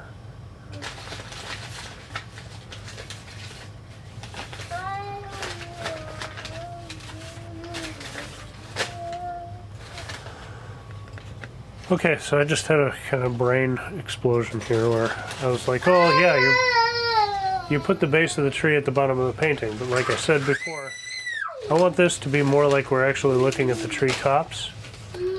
So I'm gonna cut in here and have this look like it's maybe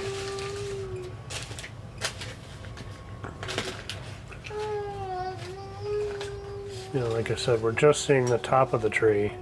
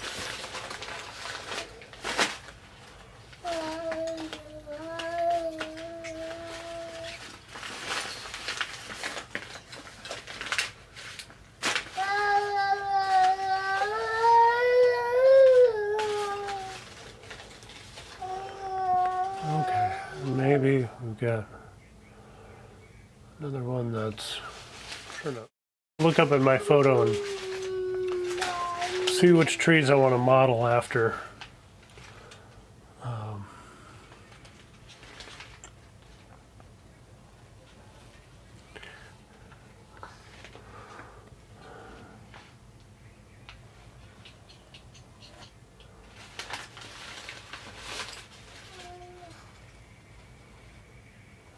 Hopefully this kind of helps me when I get to the point of putting in the branches too, or putting in the leaves. It will help me stay a little more under control of what we're doing.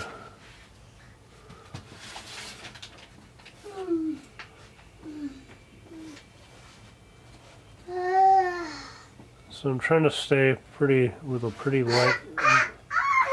light touch up here, and then get thicker. Yeah, I know you want to spin, don't you?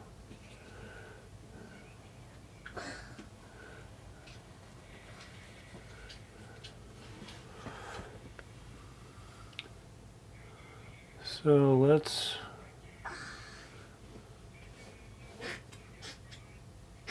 ooh, that guy's way up there.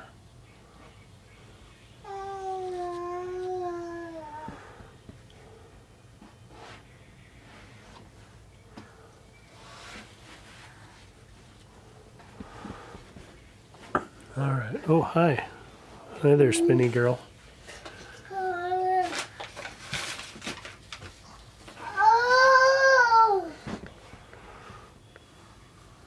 Oh, good jiggle on the camera there.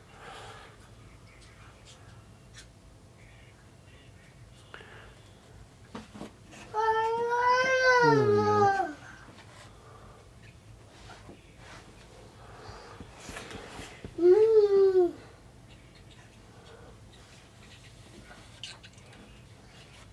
Hi there.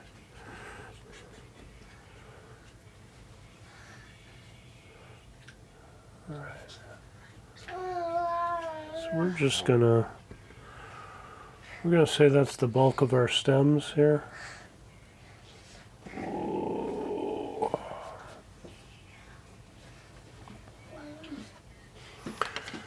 I might go into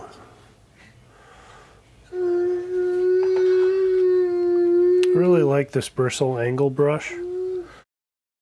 So I'm gonna go into the brown and just kind of flatten him out. Just add a couple more pieces here to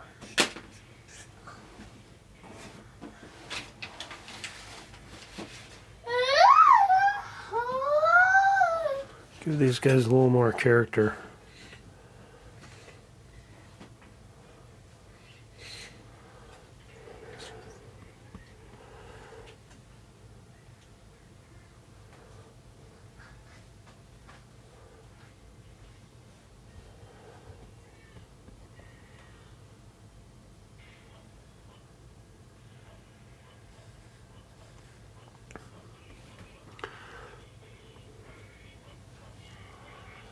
We're still rolling.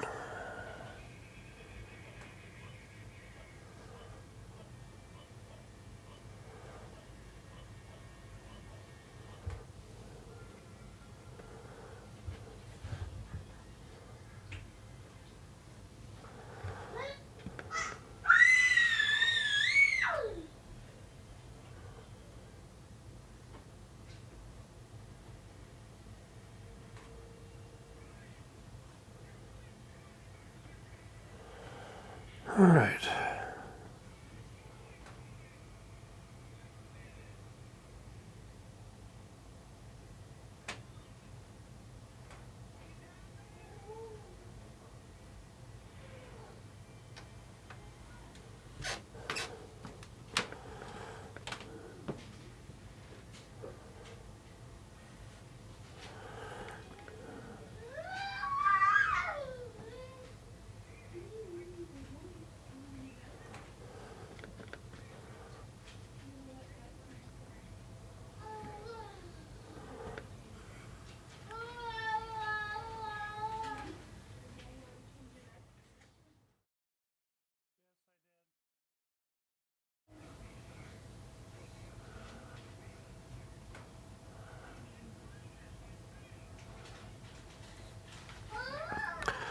I'm probably going a little over the top, but I always like to have,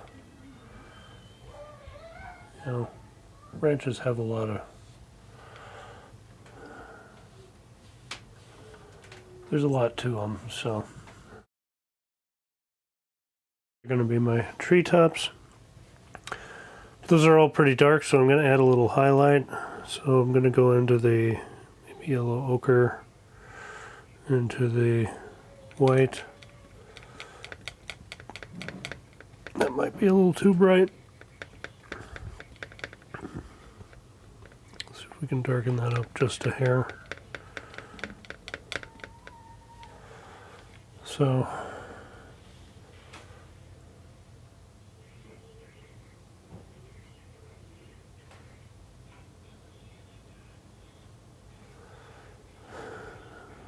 it might just be mixing mud here, I don't know, but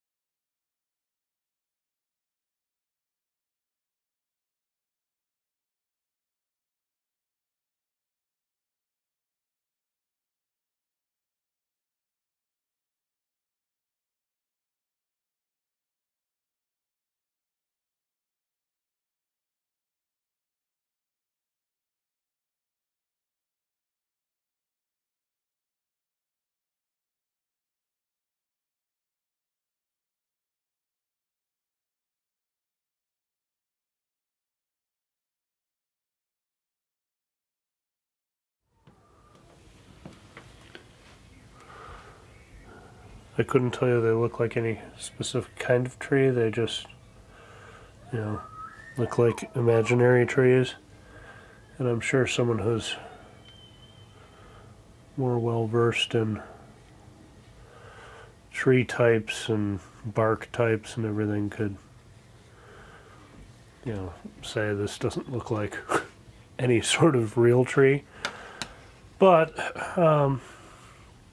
like I said, this is kind of practice. If I was doing something that I wanted to be hyper real, I would go in and, you know, really know, okay, this is going to be a birch tree, so, you know, really pick out a specific birch tree, have a photo of that, make sure I'm mimicking kind of how they behave, how they grow, what the bark texture is and everything. But this is just kind of a getting back into it thing, so I'm not concerning myself too much. And this is also supposed to be fun, so not getting too hung up on some of those points is kind of important. So I'm going to get some of these brushes out of my hand. Like last time, I still have, you know, everything still in my hand after I've used it. With the 1-inch brush, I'm going to, I think I'm going to make kind of a bright color. I'm going to use the sap green, some of the white, a little bit of the yellow. And that's actually going to be my background color. I might need more liquid white here, but let's see what this does. So I want it to be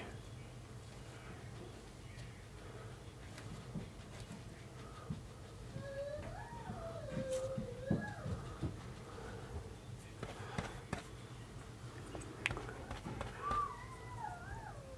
little more dark in there. Don't want it to get too stuck in the mountain color.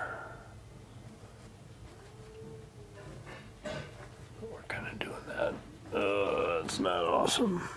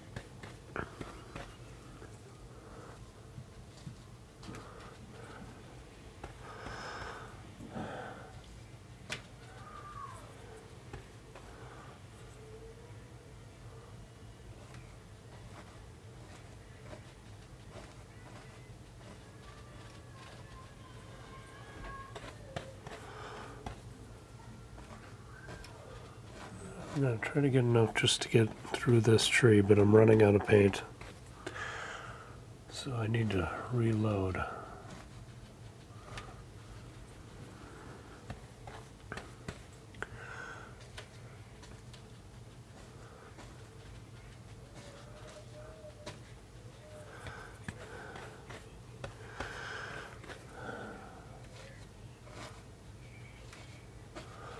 And kind of the same problem I was running into at the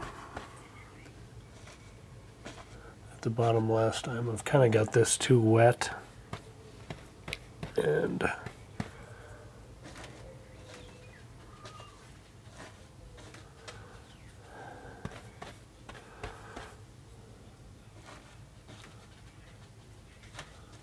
alright, so before I get too out of hand with that, I need to reload my palette here. So I did find some paints that weren't so gummy as last time. Slightly newer batch I had. So that has helped. And I'm not using paint that's basically just, hard paint I'm trying to smear on. So that did help.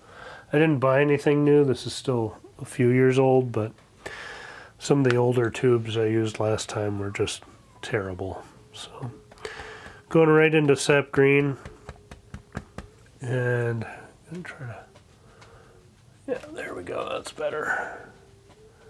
Just add some thicker, darker stuff too. And I'm intentionally not mixing the sap green on these leaves because I want them to stay out a little different than the more browny green things I have in the background, and hopefully that works. And I'm not just making a bunch of muddy stuff. So because this was autumn, I'm going to add some yellows on top of here, but I want some dark.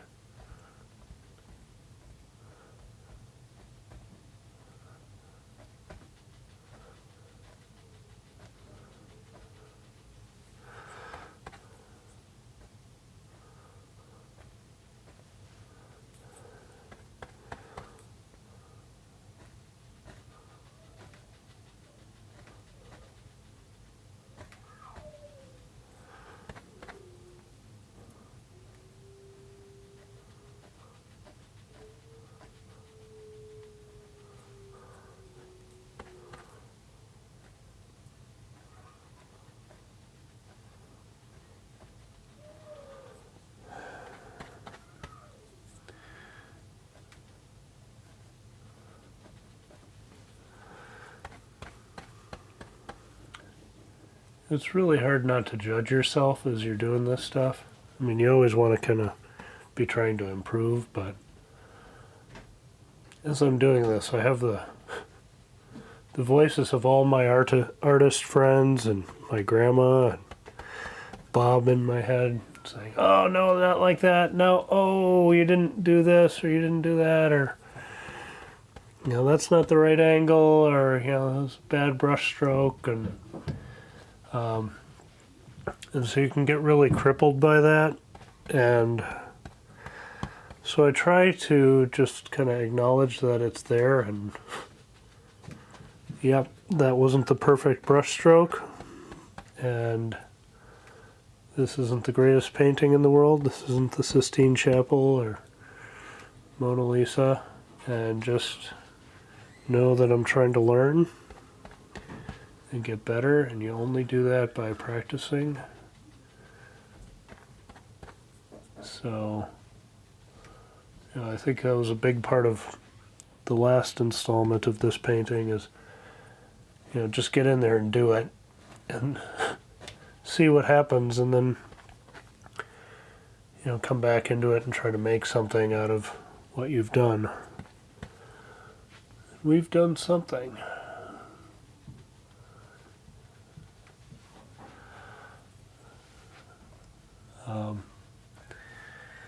And as far as oil painting goes, I've never claimed to be a fantastic oil painter, but I've always wanted to learn and get better. And sometimes it really comes off and it's fantastic, and other times you just feel like everything you do you're struggling with.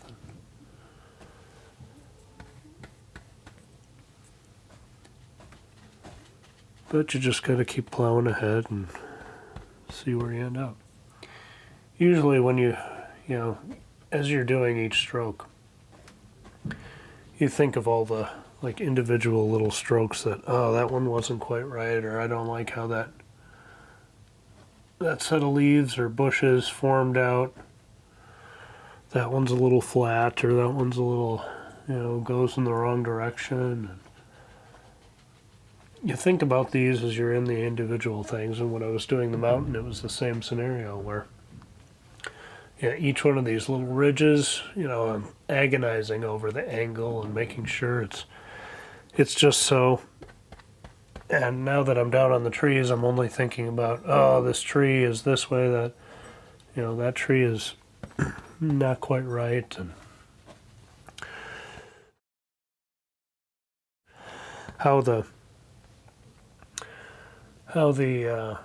you know, things are blending in here together, and I'm not real happy with that. But when you step back, generally that stuff kind of fades away, and yeah, if you nitpick it, you can go back and find all the things you didn't like.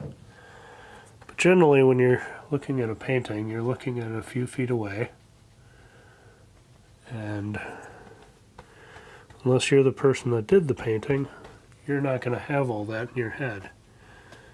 And so you're going to have, you know, I think that's why artists are so critical of their work, is because they know what they intended in their head. And if it doesn't come out like their mental picture, we got a little white on there. If it doesn't come out like your mental picture, you have a real hard time seeing anything good in what did come out. You know, it just kind of looks like a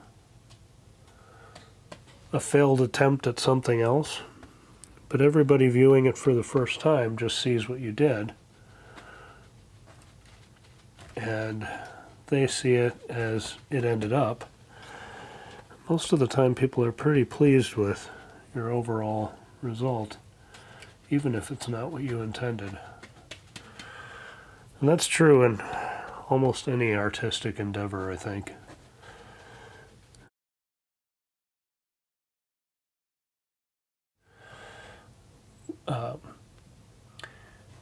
Where, you know what you thought it was going to be, and then it turned into something else, and is that new thing any good? And so it's really hard to kind of shake that. Whoa, went way into the white there. That's what happens when you're focused on talking and not painting. So here again, just some more little guys down here. So, okay, so now that's kind of my background. Trees. Yeah, I want some over that. I want some green to kind of go over the branches a little bit so it doesn't look like they're just lines. You know, they should kind of pop in and out. I probably went over detail on that, but okay, so here we're going to try to highlight, and let's see how this works with the brush. But I might try, my grandma had to take oh, lost a camera.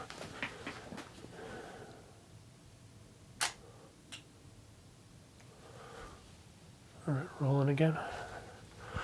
My grandma had a technique where she used a sponge and different angles of the sponge.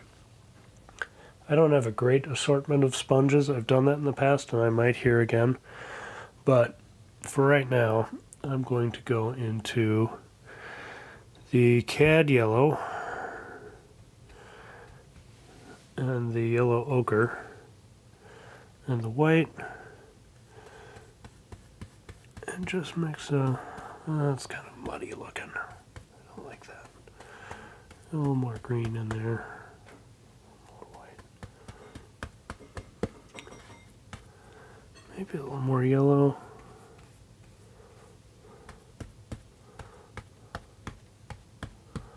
That's a little limey for sunset.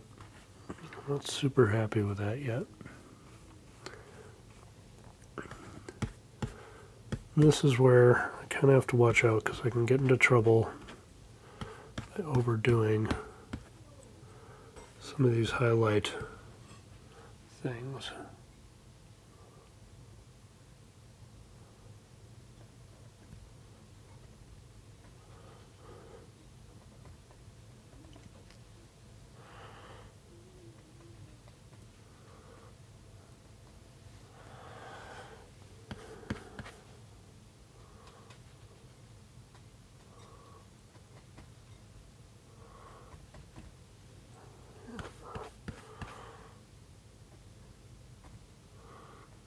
Just dab and get off it because I don't want it to be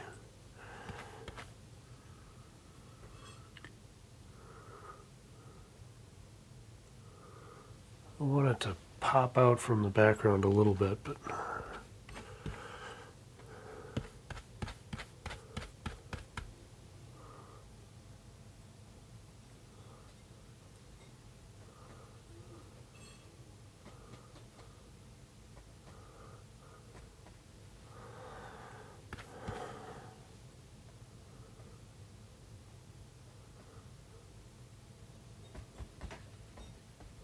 I want there to be enough contrast in this lower part where it's not looking like it's just part of the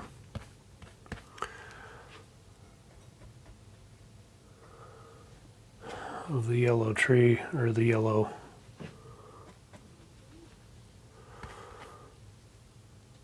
background there.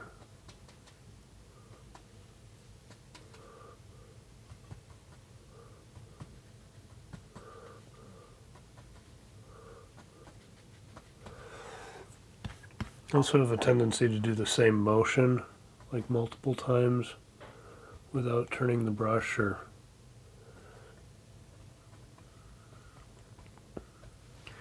it ends up just looking like really repetitive. So I'm trying to avoid doing that, but yeah, here again I just did it.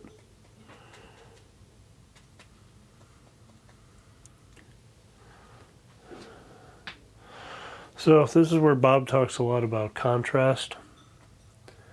And really my trunk should have been darker. And actually my background color, I probably almost should have done a black for the back sides of these trees. I didn't want it to look so summery, which is why I went a little lighter, but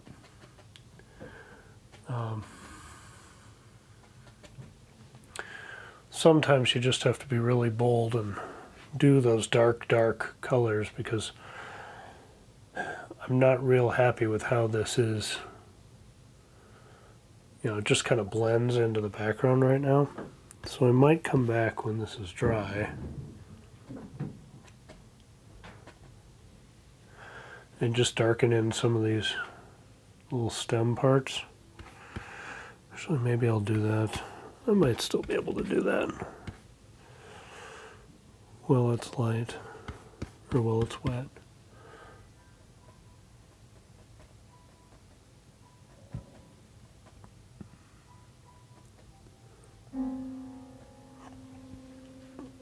Yeah, these are not, having a hard time getting these to define.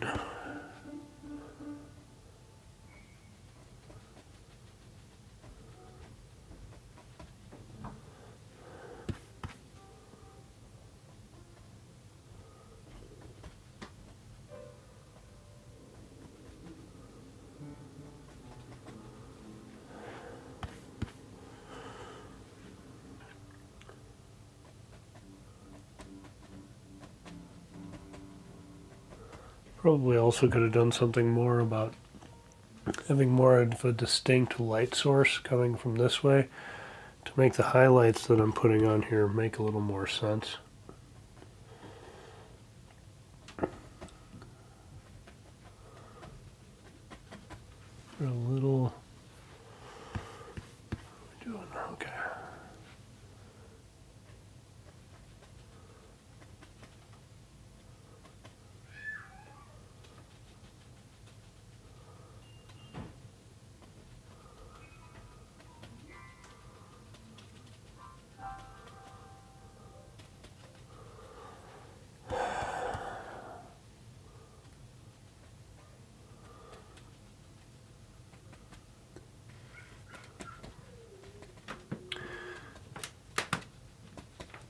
In some parts of my photo, there are actually little houses. So I was just thinking about, about this time Bob would be saying, "Oh, let's get crazy. Let's put a little cabin in here." But I didn't really leave room and don't have much interest in putting a cabin. This is my world, and I can do fantastic little things here. If I just keep telling myself that.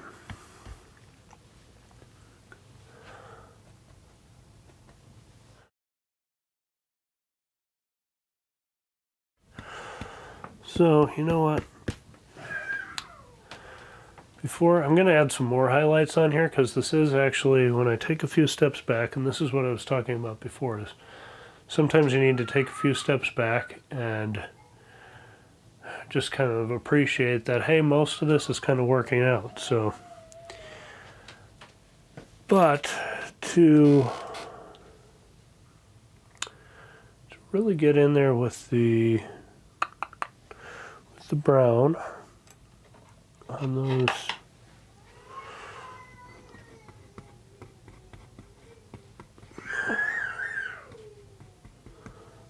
I'm just going into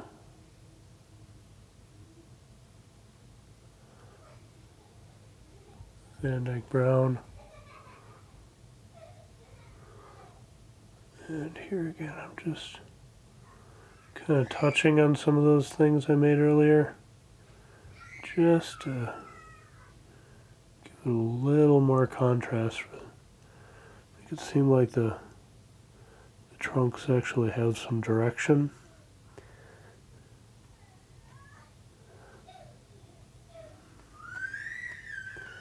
And maybe even a little texture.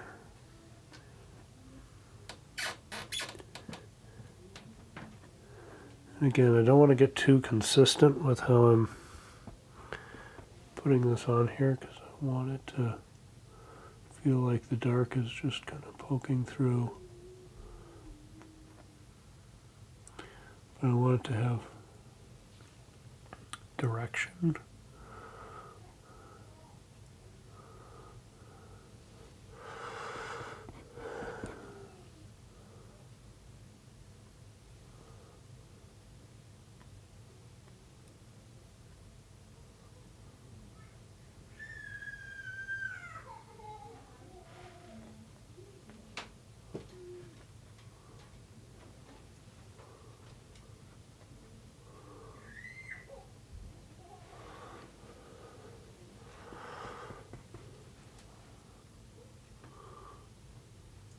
Bob would say I'm probably piddling it to death, but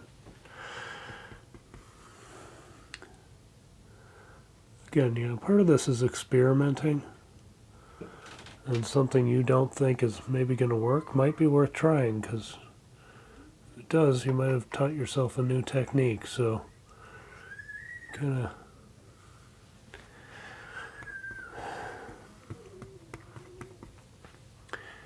have to just be brave and do it, and know there are other canvases in the world, and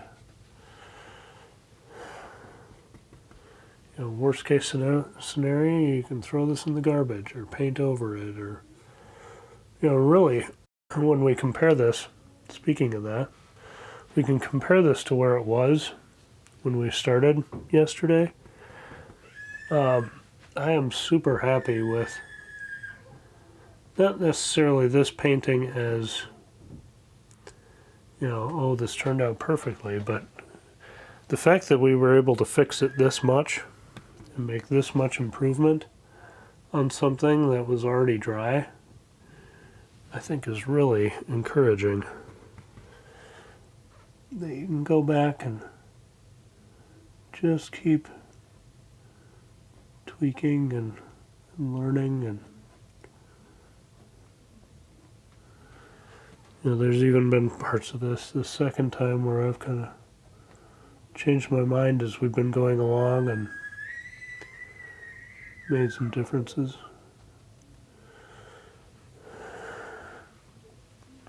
That is starting to help bring those trees out a little bit, so this was worth doing.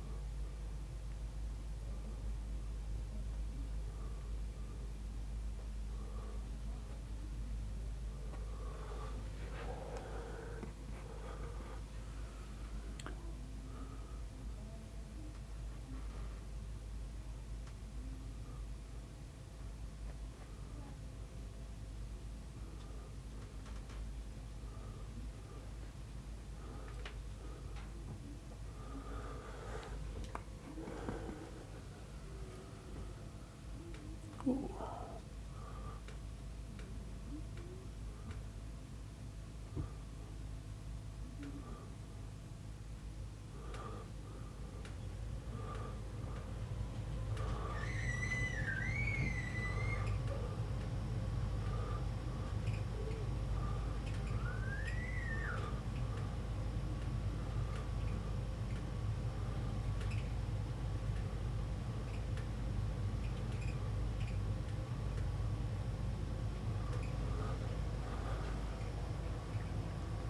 Alright, I'm pretty happy with how that's added some nice contrast to things.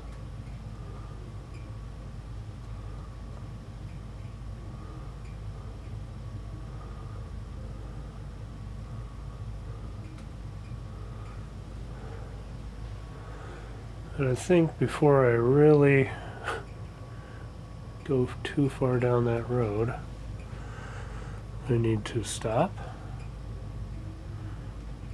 add some more highlights to again pop this off of the back, and then be done and get out of here. Cause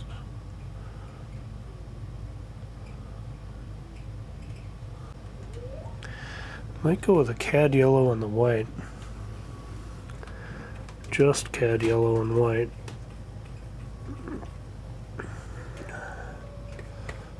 Oh, I got some blue in there. was a mistake.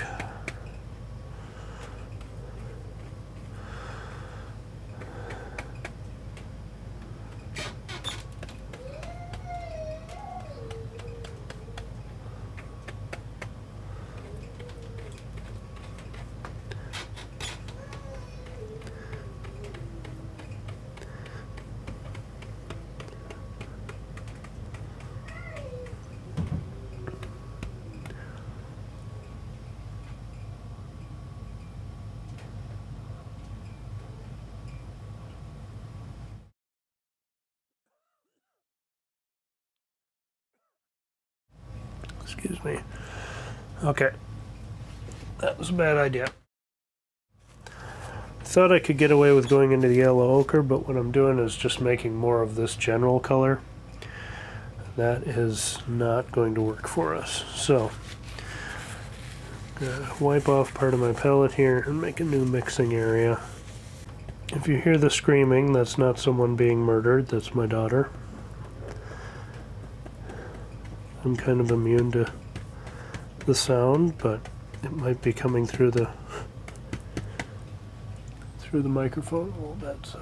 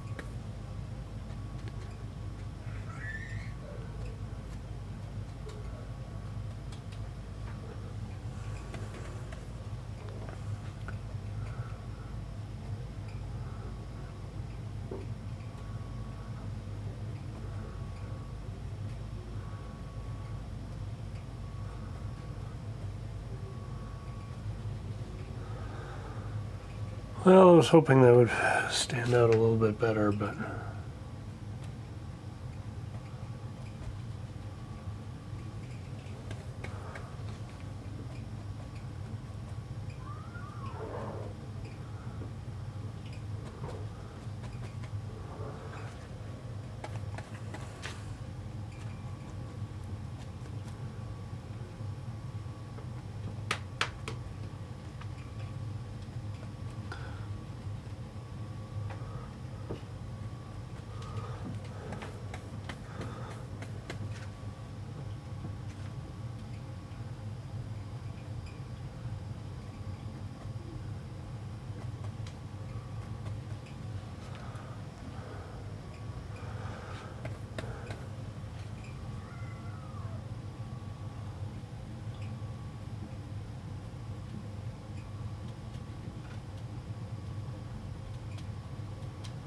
there is.